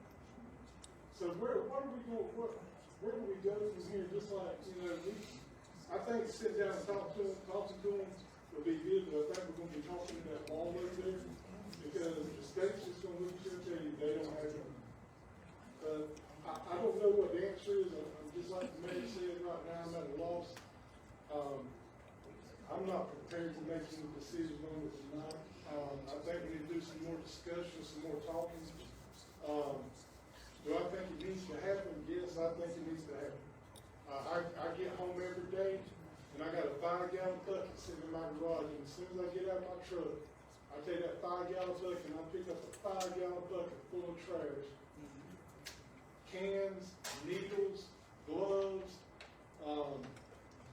beer bottles, cans, food bags out of my yard. Every day. So I just want to go on record as letting the citizens know that that's what we're looking at. And if we were to do something like this, be prepared for about a 3 cent tax increase next budget year, because that's what will happen. That's the only answer to the problem. Well said, Commissioner Marley, well said. Any other comments from the board before we move on? Go ahead. After I go to other towns, we're not doing something right with DOT, because if you'll go 24 and go into Clinton, you could almost eat off their streets. And that's Highway 24, and they've got all these other, and they're clean. What are we doing wrong that these other towns aren't, that their streets are being kept clean?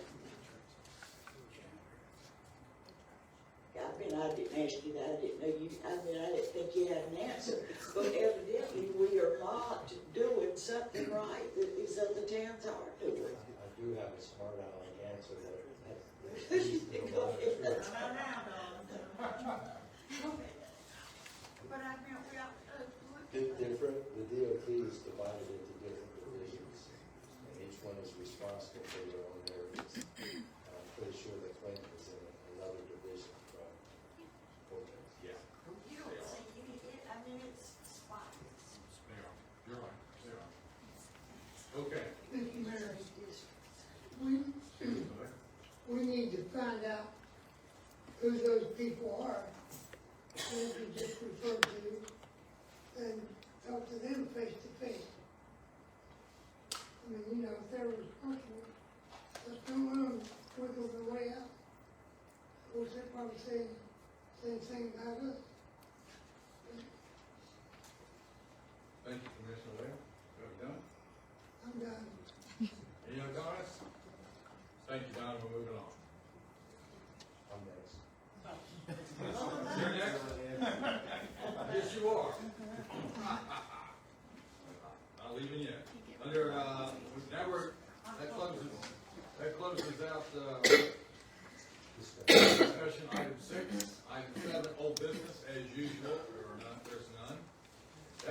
us to finally new business at the 8:56 mark. Under item A, approval of resolution R 2025-024, closing McCray Family Cemetery at Tab 10. McCray Cemetery is in, South Main. It is in the South Main development. At one time, before South Main was fully developed, that cemetery was actually deep in the woods. Then after all that land was cleared and the cemetery was found, I'm not sure of the methodology, but that cemetery was gifted to the town. The records that we have show that there are 46 grave sites in there. That's with markers. Speaking with Mr. Reeves from the funeral home, he said that he is aware of at least another 32 grave sites in that area that are not marked. It is a very small cemetery, and we would like, by resolution, to close it to further sales, since it is part of the town and our town property and our responsibility to maintain it. We have opened, since I've been with the town 3 times, unmarked grave sites and dug up bones, and it was very unnerving. Knowing that there are at least 32 other grave sites there that we don't know where they are, I recommend we close it to future sales. There's a very small amount of property there to start off with. Thank you, Don. Any comments from the board before we ask for an action? Then I'll have to read the resolution. I make a motion that we close McCray Cemetery to future land sales by resolution to eliminate the possibility of disturbing any unmarked grave sites. Second? All in favor? Seeing none opposed, motion carries. I'll read the resolution. A resolution closing McCray Cemetery to future sales, resolution number R 2025-024, whereas the land commonly known as McCray Family Cemetery was deeded to the town of Hope Mills in 2008, and whereas the town is able to account for 46 graves, and whereas the town is unable to identify the location of 32 additional known grave sites. Now, therefore, be it resolved that the town of Hope Mills Board of Commissioners closes the property commonly known as McCray, I'm just going to try to get it right, McCray Family Cemetery to any future sales. This resolution should take effect immediately, adopted this 15th day of September 2025. Okay? You up for the next one too? No, you're not up for the next one. It's possible. Needed. I'll stand by. Stay there, Don. You're not up for the next one. Stay Thank you, there. Don. Item B, consideration and approval of budget amendment number 4 in the amount of $5,600. This is a small landscape project. The police department has refurbished 3 additional connexes for equipment storage in order to put it at their facility. We built up a pad and had to move some.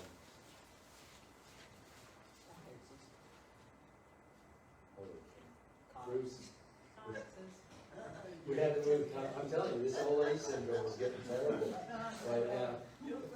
Took irrigation lines, had to move irrigation lines, and then we got to move, then go back and sod over it then as well. So it's only $5,600, so it is available out of the drug forfeiture funding, so it won't actually come as a cost to the county. Thank you, Don. Any questions from the board? Motion to approve budget amendment number 4 in the amount of $5,600. I have a motion, I have a second. All in favor? Seeing none opposed, motion carries. Thank you, Don. Next item is item C, consideration and approval of budget amendment number 5 in the amount of $30,000 and authorizing the town manager to execute a closeout contract amendment with Win O'Brien for grant services. That's under tab 12. Thank you, Mayor. This is based on something where we are slowly coming to the end grant program with O'Brien.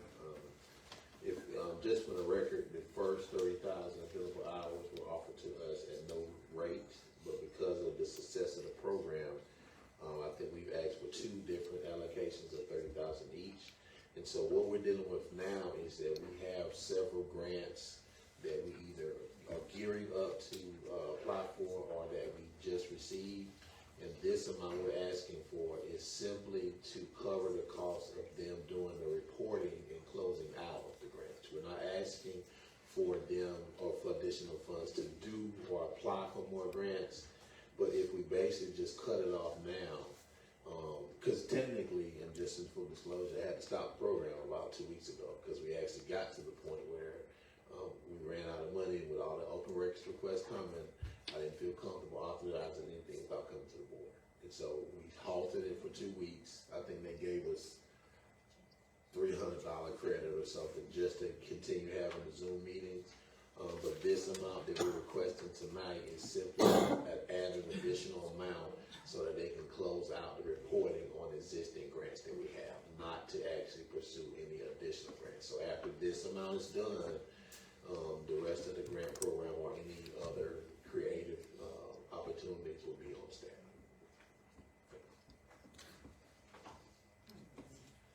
Thank you, Chancellor.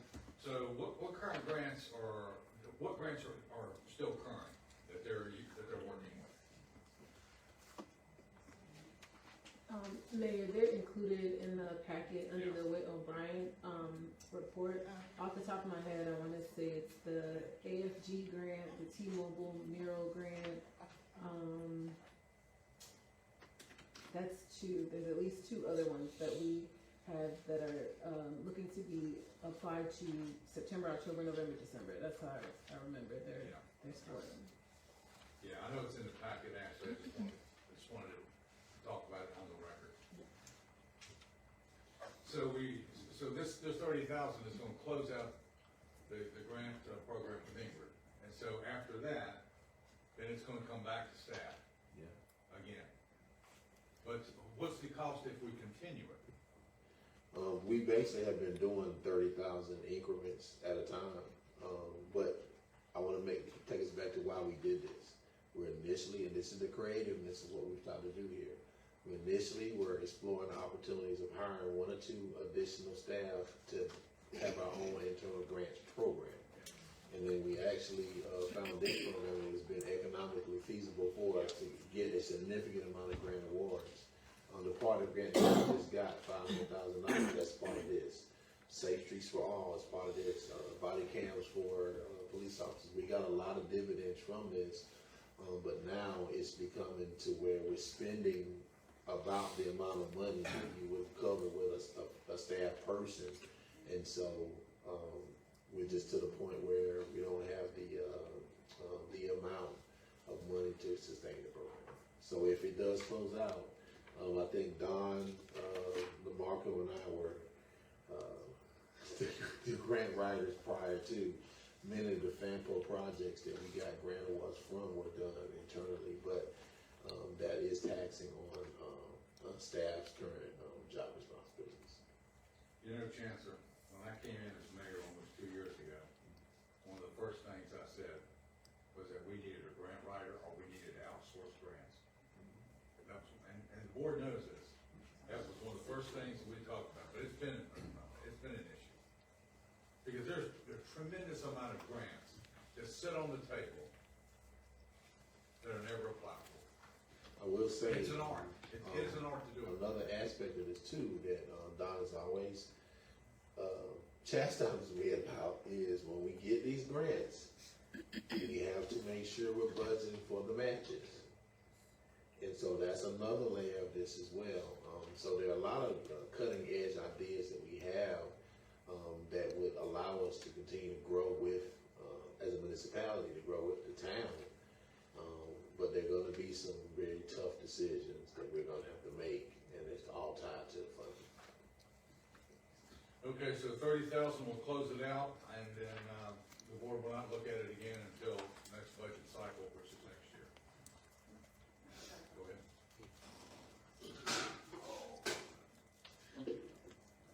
Mr. Gardner, I spoke So I'm reading in here and it says the town has three options to move forward. Fund the completion of the projects already started at $23,691 and change.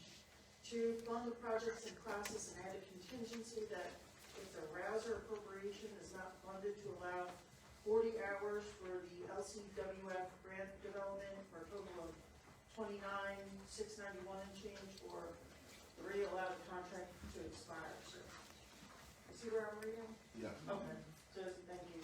Trying not to make a mess. So those are our current 3 options to go forward with right now? Yes, and as I said before, none of that includes applying for new grants. So to allow the contract to expire, we owe, that's it, we don't pay anything, or? Yeah, if we allow it to expire, everything stops today, and then it will be on staff to close out the grants that we currently have. And the ones that we actually have that we're gearing up to submit, like the T-Mobile grant, that will be up to us to actually public defense that out. Either I that, don't know if we have the expertise to do that at this level. so either that or essentially pay between 23 and 30,000. Is that That's correct? correct. It just comes down to, we want to continue the grant program. Yeah. That's really the decision for the board. Do we want to continue this, or do we take it and put it back on staff with the limited resources and time? Mayor, they have about 10 or 11 that are pending. And then they have 5 that are under development, 1 under consideration, and then 2 that are awarded that I guess they have to close out. So it's a lot, that's a lot. I will point out too, if you look at the breakdown, total complete and progress activities are 23,000. But there's 6,000 in here for LWCL. That is the possible additional money for Heritage Park. Yeah. To answer the point question, what's your recommendation?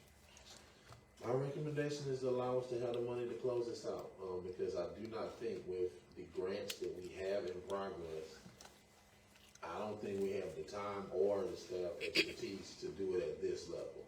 Don and LaMarco and I can write a FANFO grant and an Arts Council grant, but this level of expertise, and I invite any of the board to sit in on those bi-weekly meetings that we have with them. They are nothing short of amazing with what they're doing. And so I think basically if we're gonna end the program, we need to end it on a good note. And I do think that's what the request is before you receive. Okay. So when's the suspense date? Like, do we have an opportunity to try to do a little bit more research onto this, or do you need to know decision definitely by tonight? We stopped the program 2 weeks ago. Yeah.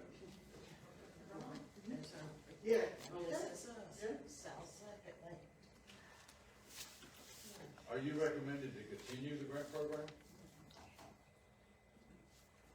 I'm recommending the additional 30,000 to close out at this time.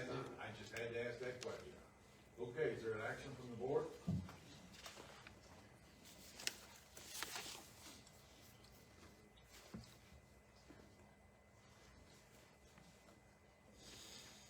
You need approval for budget amendment number 5 in the amount of $30,000 so that you can continue to execute and close out the contract amendment with O'Brien for grant services. Is that what we need? That's what we need. That's what we need. I make that motion. Okay, second. I'll second. We have a motion, we have a second. All in favor of closing out the contract? Is that unanimous? Okay. All right, seeing none opposed, motion carries. Moving on to item D. Update to the Board of Commissioner rules and procedures under Rule 39 to require town manager approval for appointed committee commission purchases greater than $500 after this is just something we wanted to move forward with, because a lot of times, when you have committee funds, in upwards of $5,000 and $10,000, this measure does put a system of checks and balances in place. A lot of times when you have committee events, where someone's doing a resource fair and you're just talking about, them utilizing their funds for food and things of that nature, that may exceed about $200, that's perfectly fine. But if there is an expenditure that requires the utilization of their funds above the purchases, this is specifically for purchases above 500, it just will come to me for approval, and that's basically it. These are all committee funds that have been approved by the board, so they don't rise to board approval, but it will require an additional system of controls in terms of the authorization of the manager. So we're talking about the line item, budget for all the committees. Yes, this would not stop them from utilizing their funds, but if they're purchasing things, with that, those adopted funds and it exceeds 500, it would just require an additional sign off. So what are they currently doing, I guess? I think they just process invoices. Yes, they make purchases and then they tell us about it. Yeah. Okay. So we just reconcile it with the account, notifying finance which account to pull it from, which ties it back to their committee account. But there's no system and checks and balances in terms of it requiring additional approval prior to purchase. Go ahead. So my question is, have you had any committees, well, trying to word it, are any of the committees that are approaching you trying to process stuff, do they have a lack of a liaison? Is the liaison not getting input? Is there any issue that's driving this? That looks like a yes, I mean, yes, I feel a yes, so, we just have to have more oversight on our own committees, and I think that's the idea. There have been some purchases or a couple purchases in the recent past that came into question, and I think the idea is we just want to make sure that if a significant purchase is being made, that it has sign off. how about this? Instead of it going directly to the town manager, if the committees want to make a purchase, they gotta get a sign off from the committee liaison. If they don't have one, they gotta find one. It's up to the board.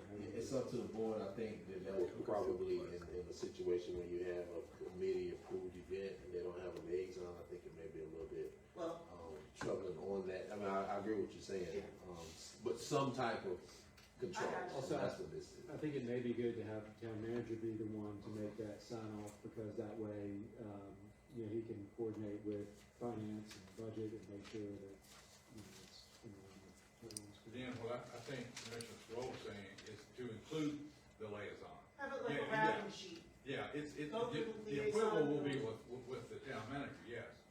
But, all the committees have a liaison, all of them.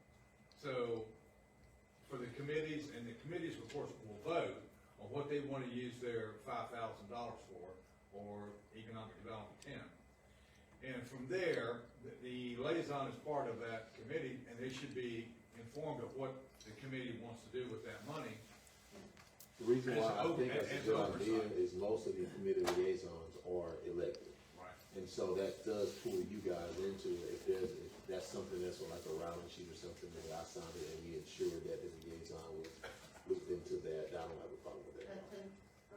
Yeah, but isn't that the way it's set up now? That's Like, what isn't I that the way thought. it should be? Cause I asked for my committees, Ashley, and I asked you sometimes for running total, and like how much that we have, like, yeah, they wouldn't be going around me asking for funding that I don't know about, or like I said, I will ask on behalf of my committee if we need money to fund something. Like, isn't that the way that it already is now? There isn't an official internal process in terms of approvals of that request. Typically, they just purchase the things they need, and we facilitate that purchase and just charge it to the account that the committee funds are coming from. We're saying if someone's about to buy something with committee funds, it's about $1,200, that may need to be signed off by the manager. So, Anything below 500 would go through the normal process. my recommendation would be, if anything comes to the manager, you should be like, go back to your liaison, have the liaison either send an email, something that says, we are cool with, yes, acknowledge it, and then if we have to send the email saying we approve it, you know, something, some kind of process, but ultimately, I think you should come, be like, go back to your liaison. So it's, handled appropriately. Yeah. Well, I don't think the homeless committee has spent any money, or I mean, they haven't come to meet with it, so. That's for approval, yeah. Okay, do we have an action? Mayor, I'd like to make a motion that, in the event that a committee member wants to make a purchase, they have to first seek their liaison for approval, then the liaison will be responsible to forward it on to the town manager. Not committee member, committee chair. Committee. And I think you should read into the motion the threshold of 500. Okay. As stated by the town manager. Do you want me to say the whole thing over again? Yes. Oh, Well, God. read the whole thing again. Okay, so, yeah, make a motion that if a committee chair wants to make a purchase over $500, it has to be forwarded through the liaison first. The liaison will then forward it on to the town manager. Is that appropriate? I said that. Oh, okay. That was my motion. For 500 or over, okay. Okay, second? Second. We have a motion, we have a second, all in favor? Seeing none opposed, motion carries. Item E, consideration and authorization for the town manager to accept a proposal from Hanbury Preservation Consulting in the amount of $6,000 for the Historic Preservation Commission, and that is under tab 14. I guess, committee, there's, Preservation Commission Chair, Cheryl Reed, is going to speak to this, but staff did receive a request. If you recall, there were extensive conversations about HPC when they were seeking the reinstatement as a commission. Several of the things that staff was told that they wanted to get that reinstatement for was tied to additional funding, grant opportunities. And one of the things that has always been discussed was a nomination landmark designation of the Thomas Oldham Chapel. I think we discussed this even further at the budget retreat in terms of their request for funding. And so I think right now HPC is at a level where they've identified an actual consultant to do those services. And when they approached me about it, like I said, the current climate we're in, I told them that I wanted to put the contract request on the agenda for board approval. I do think that the request is for $6,000. I do think they are a little short of that in terms of their current committee balance. So in order to do this, I do think they may require a slight budget amendment to cover the total cost. But I'll let Sharon Reed speak to it from the HBC side directly. I do know Commissioner Martin is the board liaison for that committee. Okay, thanks, Chancellor. Commissioner Barley, you want to speak on this, or do we want Sharon? I can speak on it. Okay. So, as the manager said, when we approved the commission, we brought up the, budget retreat, this, extra funding for the commission over the, $5,000 that we did for the other ones for this, designation on the chapel. Ms. Reed did call me. She did, like we just discussed, she used proper channels and everything. She contacted me. We actually did a three-way call with the manager.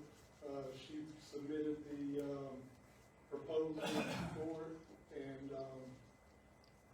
it's at a cost of $6,000, and, I'd like for the board to, approve the $6,000 and authorize the town manager to, execute that. Is that a motion? I can put that in the form of a motion, yes, sir. I'd like to, make a motion that, authorization for the town manager to accept the proposal from Hanbury, Preservation Consulting in the amount of $6,000 for the Historic Preservation Commission. Do we have a second? Any discussion? Commissioner Craig. First of all, what will the town benefit out of having that, designated as a landmark? I was thinking that, the town will benefit from, the countless conversations that I've heard over a decade about our concentration and preservation of our historic character. We've talked about a museum that's going to be on Trade Street. We've talked about, a significant amount of things. And when we did Heritage Park, there were discussions about making sure that the historical character of the town was preserved. And so, my take on it is this was something that was discussed at HPC as a committee. This was one of the central functions that we were told that they needed to get the reinstatement as a commission formed, because you can't pursue this landmark status without being adopted as a commission. And so those are the benefits that I would think that would come back to the town. Well, the reason I'm asking this is, I thought the main goal of getting the commission back was so that you could go get your CLG. And if you got the CLG, it would open you up to all these grants and. Here's the thing with the CLG. The CLG is not is directly linked to the commission. The CLG is the government.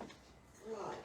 So, I mean, That's what. we've gone to classes, we've been doing stuff, but unless the town gets on board with becoming a CLG, there's a little over 100 of them certified here in North Carolina. But we can't progress any further, and that kind of puts a stopper on, some of the funding that would be available with us not being a CLG.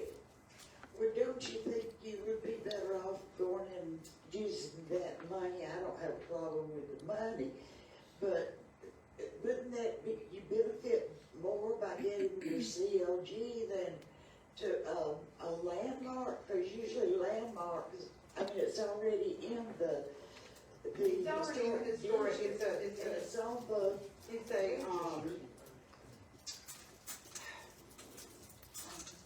It's on the list, but it is all of the buildings in the historic district are listed on the 1984. And it is one of the qualifying buildings. Okay, am I correct in that? Yes. Okay, as far as CLG goes, the commission, members of the commission cannot seek CLG status. That is the governing body of your municipality. So for Hope Mills to be designated as certified local government, the commissioners have to attend workshops and achieve CLG status for the town. The commission cannot do that. If you choose to pursue CLG status, and I just pulled up all the towns in the state that have it, then there may be funding available that your Appearance Commission and your Historic Preservation Commission can apply for.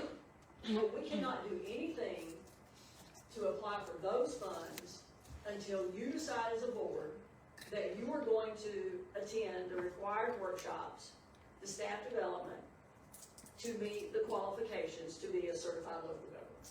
Well, didn't, the HPC, the ones that left, did they not have somebody to come here and they got some of that, Training, yes, Yeah. training, yes, but the elected officials are the ones who have to meet the requirements. We can attend CLG training as a commission. Anybody, any citizen in North Carolina can attend CLG training just to further your education. But the only people who can achieve certified local government standing for your municipality is your commissioners or whatever government agency you have for your town. well, wouldn't y'all benefit by us doing that? whole town would benefit by you all doing that, it'd be great. I mean, couldn't we, instead of spending that to get a plaque to go on the. You don't have to pay to get your And you COG can't get status. somebody to come in and train us, am I not? You don't have to pay. Yeah. The North Carolina School of Government will come and they will And do train that the for city. you. It does not cost you anything but your time. So that funding for the consultant is totally separate from you getting CLG status. Well, then, I think you went to one of the classes. That's what Mayor wanted. Yeah, go ahead. And I get a lot of us board members work, and now I'm going to school, but so far, I'm the only one that's attended the COG training. There's another one coming up, I think there was gonna be the Southern Pines. October 3rd. Correct, and I was gonna attend that one as well. So we need to get, not just me on board, I have no problem attending, it has to be other people. We have to know about it. What I'd like to do is to bring it back full circle. Yeah, I was about to say, that has CLG nothing to do. training is an opportunity to seek additional funding. Correct. We currently have a request from a committee who has approved this measure from their committee. And they're asking for the utilization of the funds that were Approved. budgeted and approved by the board for the use of their committee. We have the committee chair and committee members here speaking in support of that. I just want to make sure that we make sure that the context of the request is simply a committee asking for the utilization of the funds that were already budgeted by the board. How different was that 6,000 good, because they only got 5,000 like the rest of the committee. As I stated when I presented, the amount that they currently have is a little below the request, so we probably require a slight budget amendment to approve the 6,000. They don't have 6,000, they were awarded about 5,000, they spent a little of the money. So that's based on how I framed the entire presentation at the beginning. Well, I understand that, but I'm just wanting to see what's the best for the committee, than spending $6,000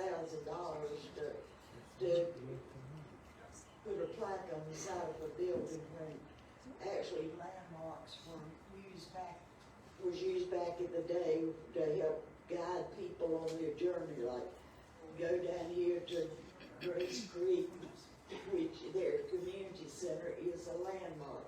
Go down, past that, turn right, and go to Henry Hudson's Tobacco Barn. Once you pass that, go down there to the Hog Barn. I mean, that's what a landmark is. How many landmarks do you know within a historic district that is already listed on the National Historic Register? We just passed out this so that we can get clarification. So a lot of people are confused on landmarks and what registries are. And if you look in our community, there's not many landmarks. The market house in downtown Belleville is a landmark. The Rockfish Church over on 301 is a landmark. The town of Hope Mills would benefit from a landmark. Right now, if any of y'all have stopped coming down 95 at the rest area, I drive a charter bus part-time for a company called Your Tours whenever he needs help. We went and picked up some soldiers down in South Carolina, and we stopped there with the soldiers so they could take a break. I just walked in and I just happened to look, and there were some pamphlets. And thank God there was some there for the town of Hope Mills. Nice, those ones that y'all made up, they were there. Spring Lake had some, Hope Mills had some, and so did Lumberton. There was none for Fayetteville. But you know, it would be really nice to see a landmark in our book to where people, when they pick it up, they go, hey, Hope Mills has got a landmark, let's go check that out. Because if you read what the landmark does, there's a difference between a landmark and a registry. And if you go through and you flip to the back, it'll tell you the difference in them and what it does. One, on the back of it, the purpose of a landmark is to officially recognize and preserve an individual building, structure, and site for their historical, architectural, and cultural value to the community. So when you go down to the registry, the purpose of that one is for legal proof of ownership and to protect the buyer's interest in the real estate transactions. Two different things there. I'm not questioning the $6,000 or the. We are questioning the $6,000. It's all about the $6,000. I'm not questioning that, I just want to know what is best for the committee. Would it be better if I paid $6,000 and let the town keep it? I would be willing to put $6,000 up. Say something, man. I feel like if this is what your committee has decided that you wanna exhaust your funds on, and if it's that important to you, your liaison supports it, I support you. I think the conversation about the COG, we have a new board in 2 months, I would make that a priority to get your board on board, to get that as soon as possible. But if this is what your committee, apparently, if it's doing your whole budget and y'all wanna use all your money to use it, I support you. Thank you. Yeah. And I do too, I just wanted to make sure that. You recognize me. Yeah. Oh, you weren't finished? Sure? Here's the thing, if we don't micromanage any of the other committees, and I have totally no problem supporting you guys completely. And if I wasn't gonna get a records request on a fishing derby, I would try to help raise you guys the funds. But I don't wanna deal with the town getting another records request and wasting staff time. But I totally support you guys with this, and I will help in any way possible. I'll help Commissioner Marley in any way possible to forward your commission, to get back what had lost from previously, because as many times as people complain at the previous years about we lost the commission, now no one cares about history, and here we are trying to fix it, and we still get kickback. So I will support you completely. There's two ways this benefits the town. One, it puts you a landmark out there, and two, if y'all go through and get that training, y'all are now certified commissioners. I am here with you. The town is actually certified like the city of Fells got theirs. Thank you, Roy. I agree too with it, and I think you know that I agree with that. Commissioner Craig, you good? Yeah. Commissioner Marley, you got anything? I just like to call for a vote. I was waiting on, that's why I went to you. I was waiting for the action. Wait a minute. Commissioner Lay. Roy, can I ask you a question?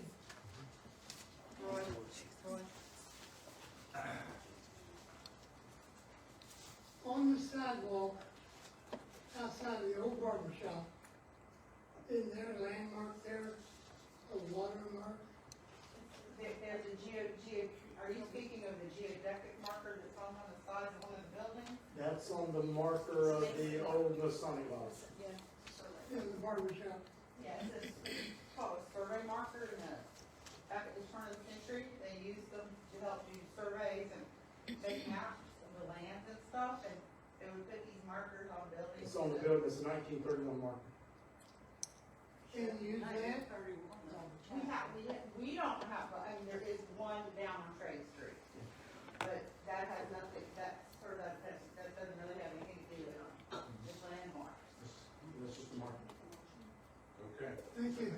Thank you, Commissioner Lake. I have a motion. Do I have a second? I have a motion. I have a second. Without any further discussion, do we have an action? All in favor? Seeing none opposed, motion carries. Moving on. Thank you, Roy.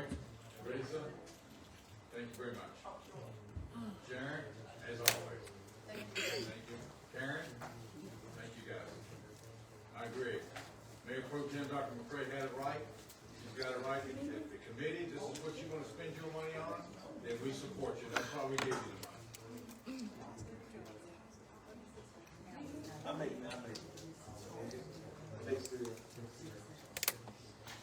Yeah.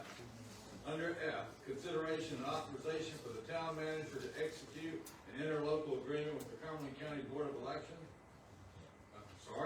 Education for the use of community recreation activity buses under tab 15.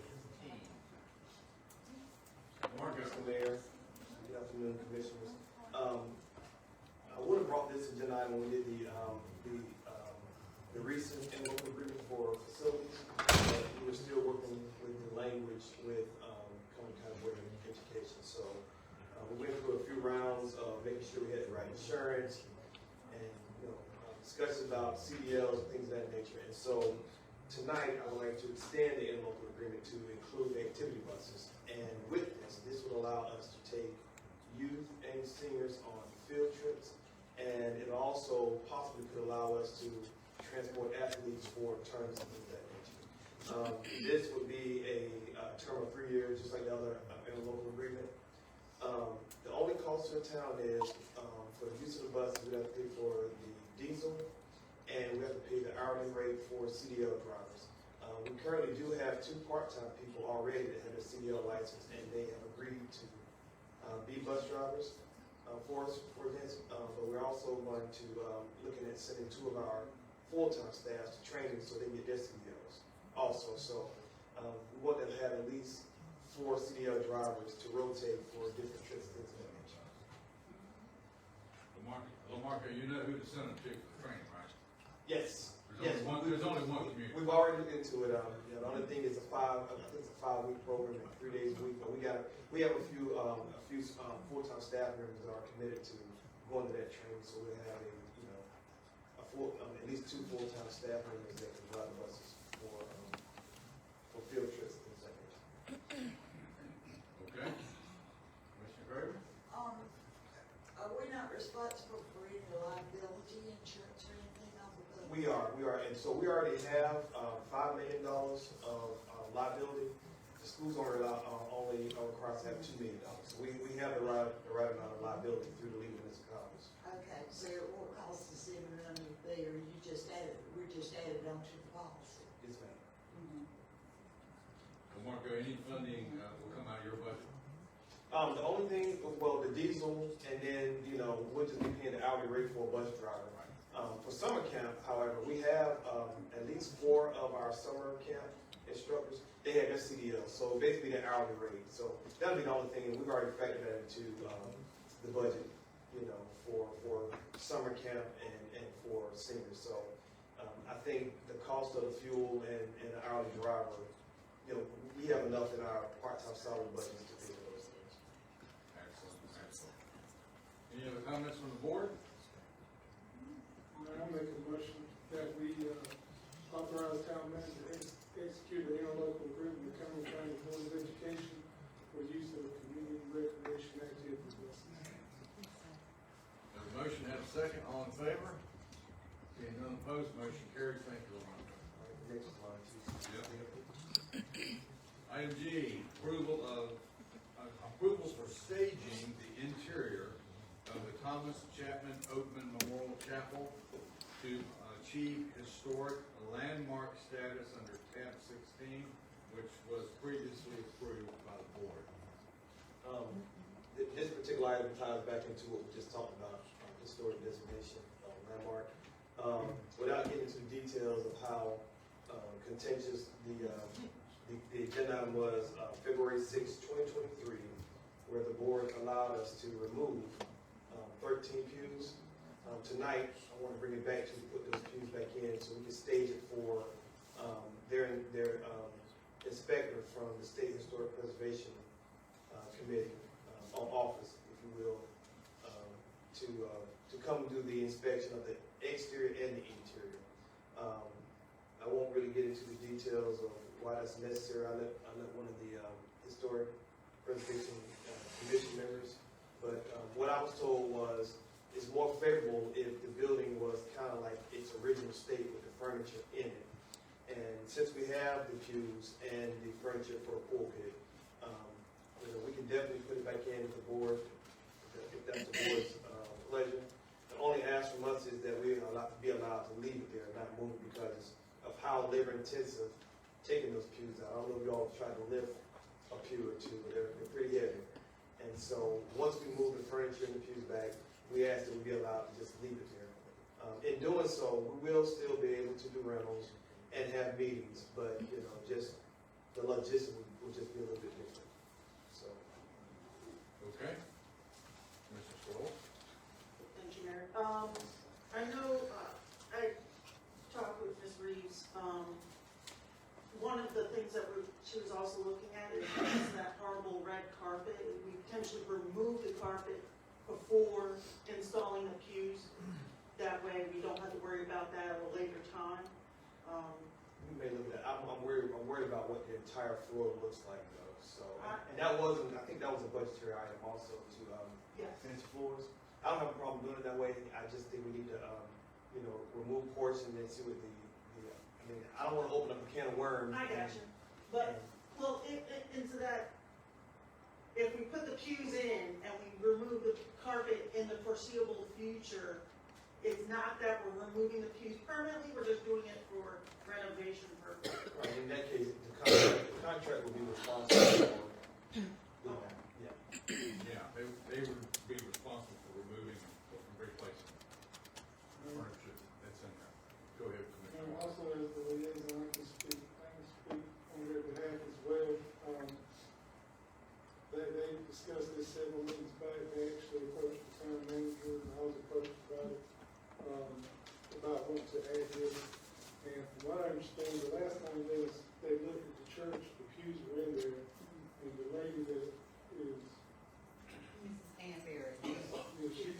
she actually, She was the first consultant, I'm sorry, she was the first consultant that came down, in 2020, 21. basically she. 2019, I remember it was before COVID. Basically, she stated to the committee that it would be more favorable in their inspection or their attempt to do this if the pews were put back in. So she came to me, once again, like I said, we went to the manager, talked to the manager about it, talked to Marco about it, and Marco agreed to do it, got involved with it. And, as their liaison, I'll go ahead and make a motion, that we approve, the interior for the Thomas Hutton Memorial Chapel to achieve historic landmark status for the staging of the pews to be put back. Have a motion, have a second. I have a motion and a second. The only question I have is, are we putting all the pews back? All the pews won't fit. Okay, so how many pews are we putting back? I want to, we have 11, I think, I want to say, I went and did my own versus staging, and this is staging, I think we can get 8 to 10 back in there. Because you have to remember, since they removed them, the lift has been put in, so we can't move them up as close to the front as we have them before. Okay, so we have 11, we're gonna put 8 to 10 back. What's gonna happen to the one? That's not going back. There are a couple of pews that actually, because of age and deterioration, that actually the wood and the seat is split, and there's like little tacks sticking up. So it could be to trade one out that's in, if that extra one is in better condition than one of the ones that's in there, just to trade that out and then. Thanks, Bruce. I just wanted to make sure, Yeah. I just wanted to make sure we covered the number that's going back in and what's gonna happen to, the one that doesn't go back.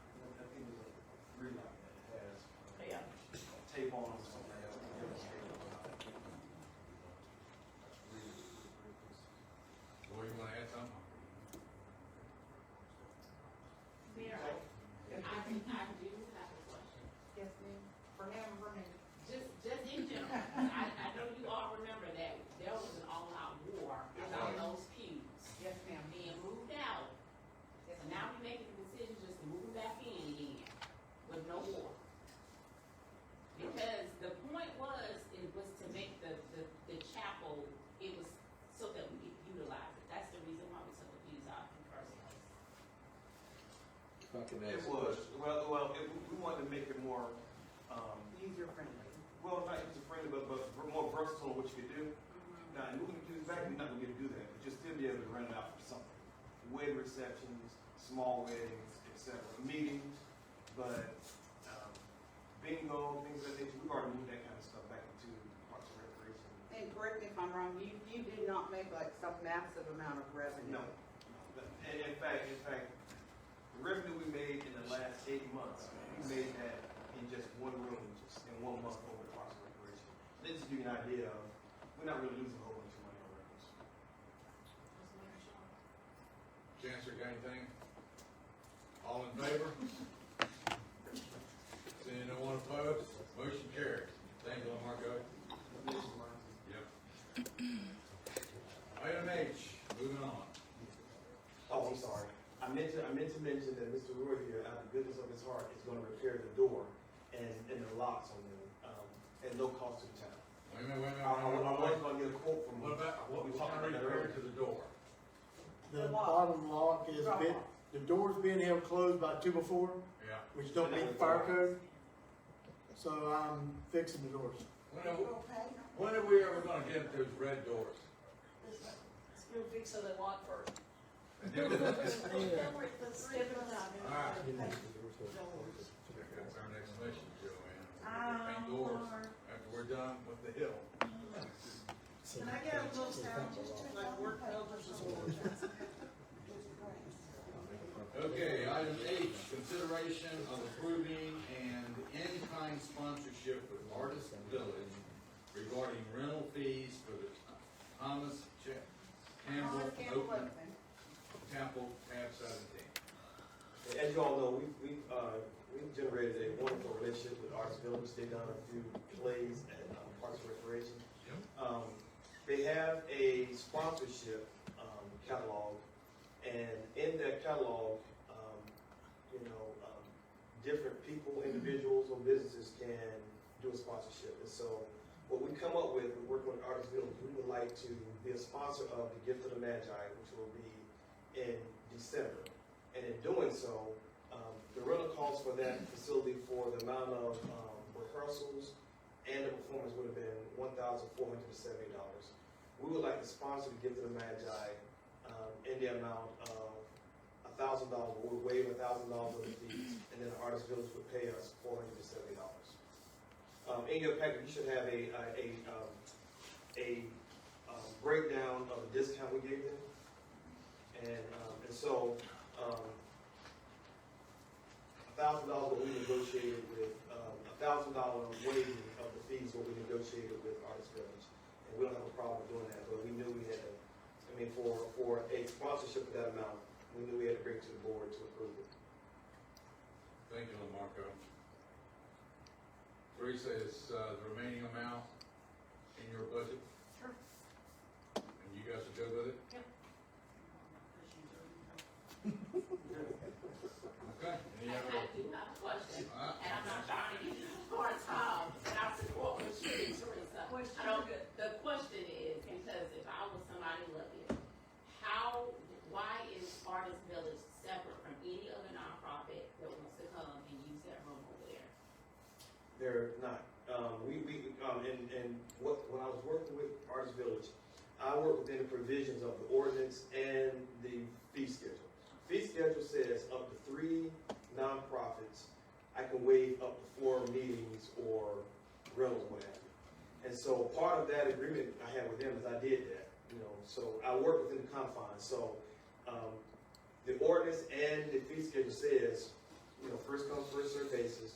If 3 nonprofits come within a fiscal year, after that 3, I can't do any more waivers or whatever. So I can do that up to 3 times for 3 different nonprofit organizations that's recognized either in the ordinance or, let's say it's, Prime Movers. Prime Movers is not an ordinance per se. We know they're a nonprofit. We can waive their fees. Well, they are a town sponsor. But anyway, that's just an example. Okay. So anybody can, but there's only 2 more opportunities to do that because Artist Village is taking up one of those 3.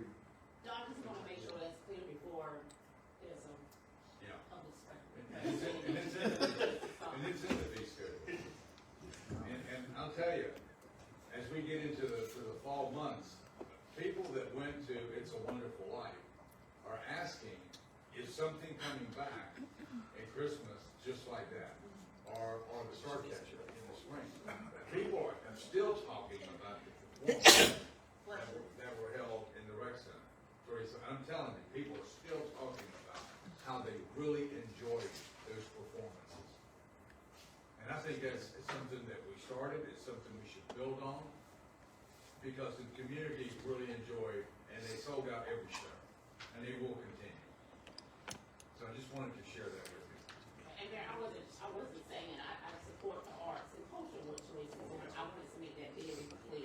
like how I'm thinking. That's all. Okay. You wanna make sure every I is dotted, every T is crossed.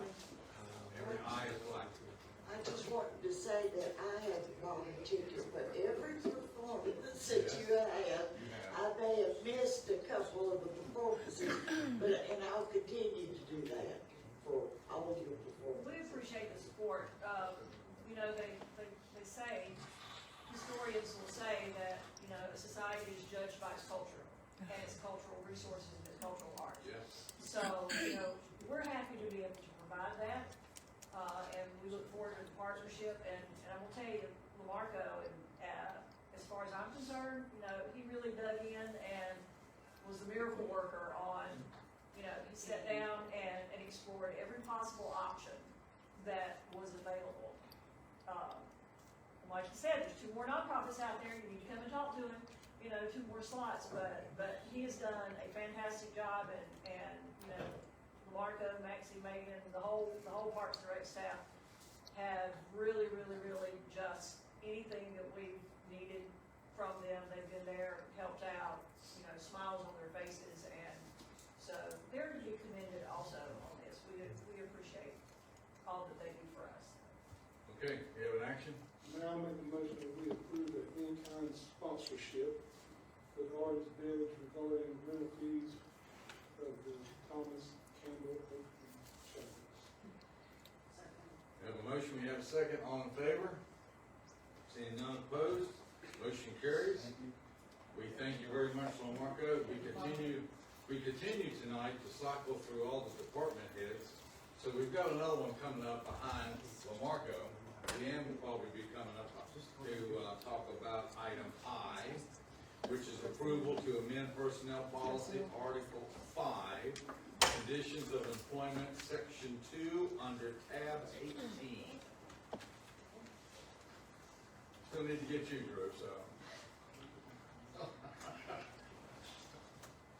So this is just a recommendation to change language in the personnel policy regarding Article 5, the conditions of employment, specifically Section 2, political activity.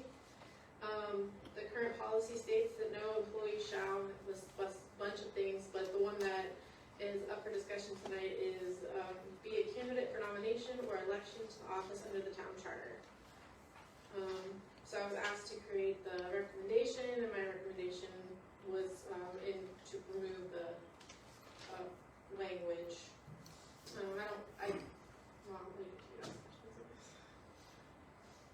And so you want to remove item G there, it says be a candidate for nomination or election to office under the town charter. Is that what you want to remove? That would be the recommendation.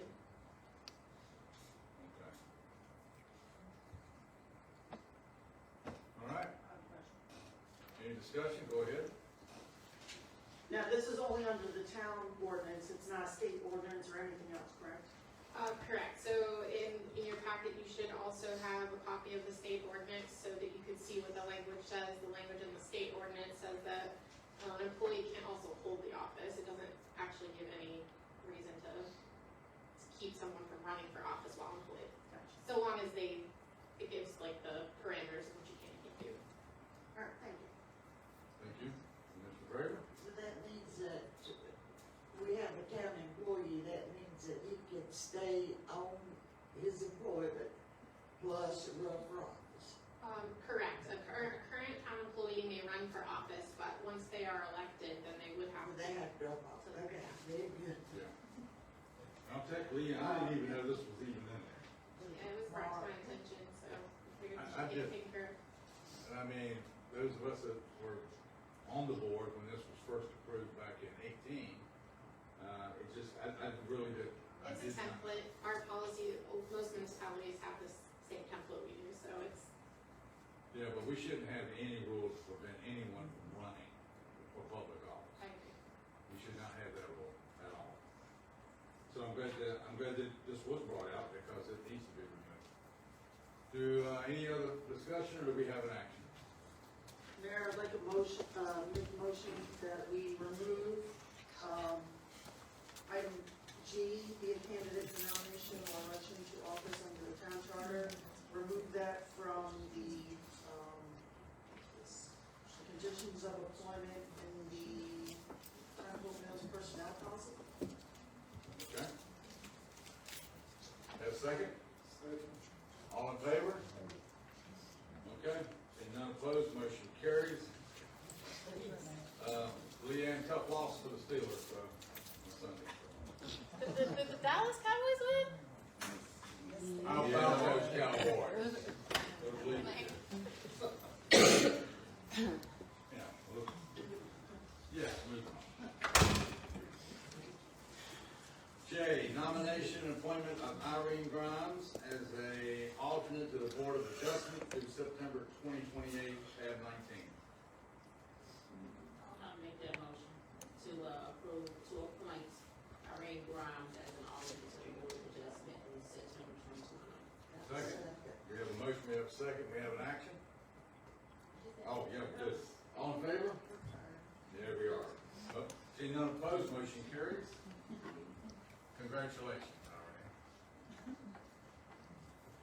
Irene. Finally, item K, nomination and appointment of Connie Parker to the Homelessness Advisory Committee, tab 20. I think our committee is full, isn't it, Ashley? No, ma'am. As of the last appointment, that, young lady has since moved out of Hope Mills, and that left another, vacancy on the committee. Well, we had 7 and then Connie left and we appointed somebody at the last meeting. Yes, ma'am. That's what I'm referring to. She's since moved out. Oh, okay, so Yes. she dropped out. Okay, I make a motion that we appoint, what's this girl's name? Connie Parker to the homeless committee. And also, I think she wanted to be on the Board of Adjustments, and there's an opening there too, isn't there? I don't believe so. I think just the alternate vacancy, for Ms. Grimes was the only one available, but I can double check and get back to you. Okay, well, we'll just appoint her to the homeless advisory committee tonight. Correct. And if there is an opening, then we'll put her on that one. Yes, ma'am. We have a motion, we have a second? Second. We have a motion, we have a second. All in favor? Seeing none opposed, the motion carries. We come to item number 9, committee liaison updates. Because of the interest of time, I'm gonna recommend to the board that we move all of this to October 6th. Is everybody good with it? If so, our next meeting is October 6th. Do I have a motion to adjourn? So moved. We are adjourned tonight. Thank you very much. I literally said to the I'm laying out there, everybody.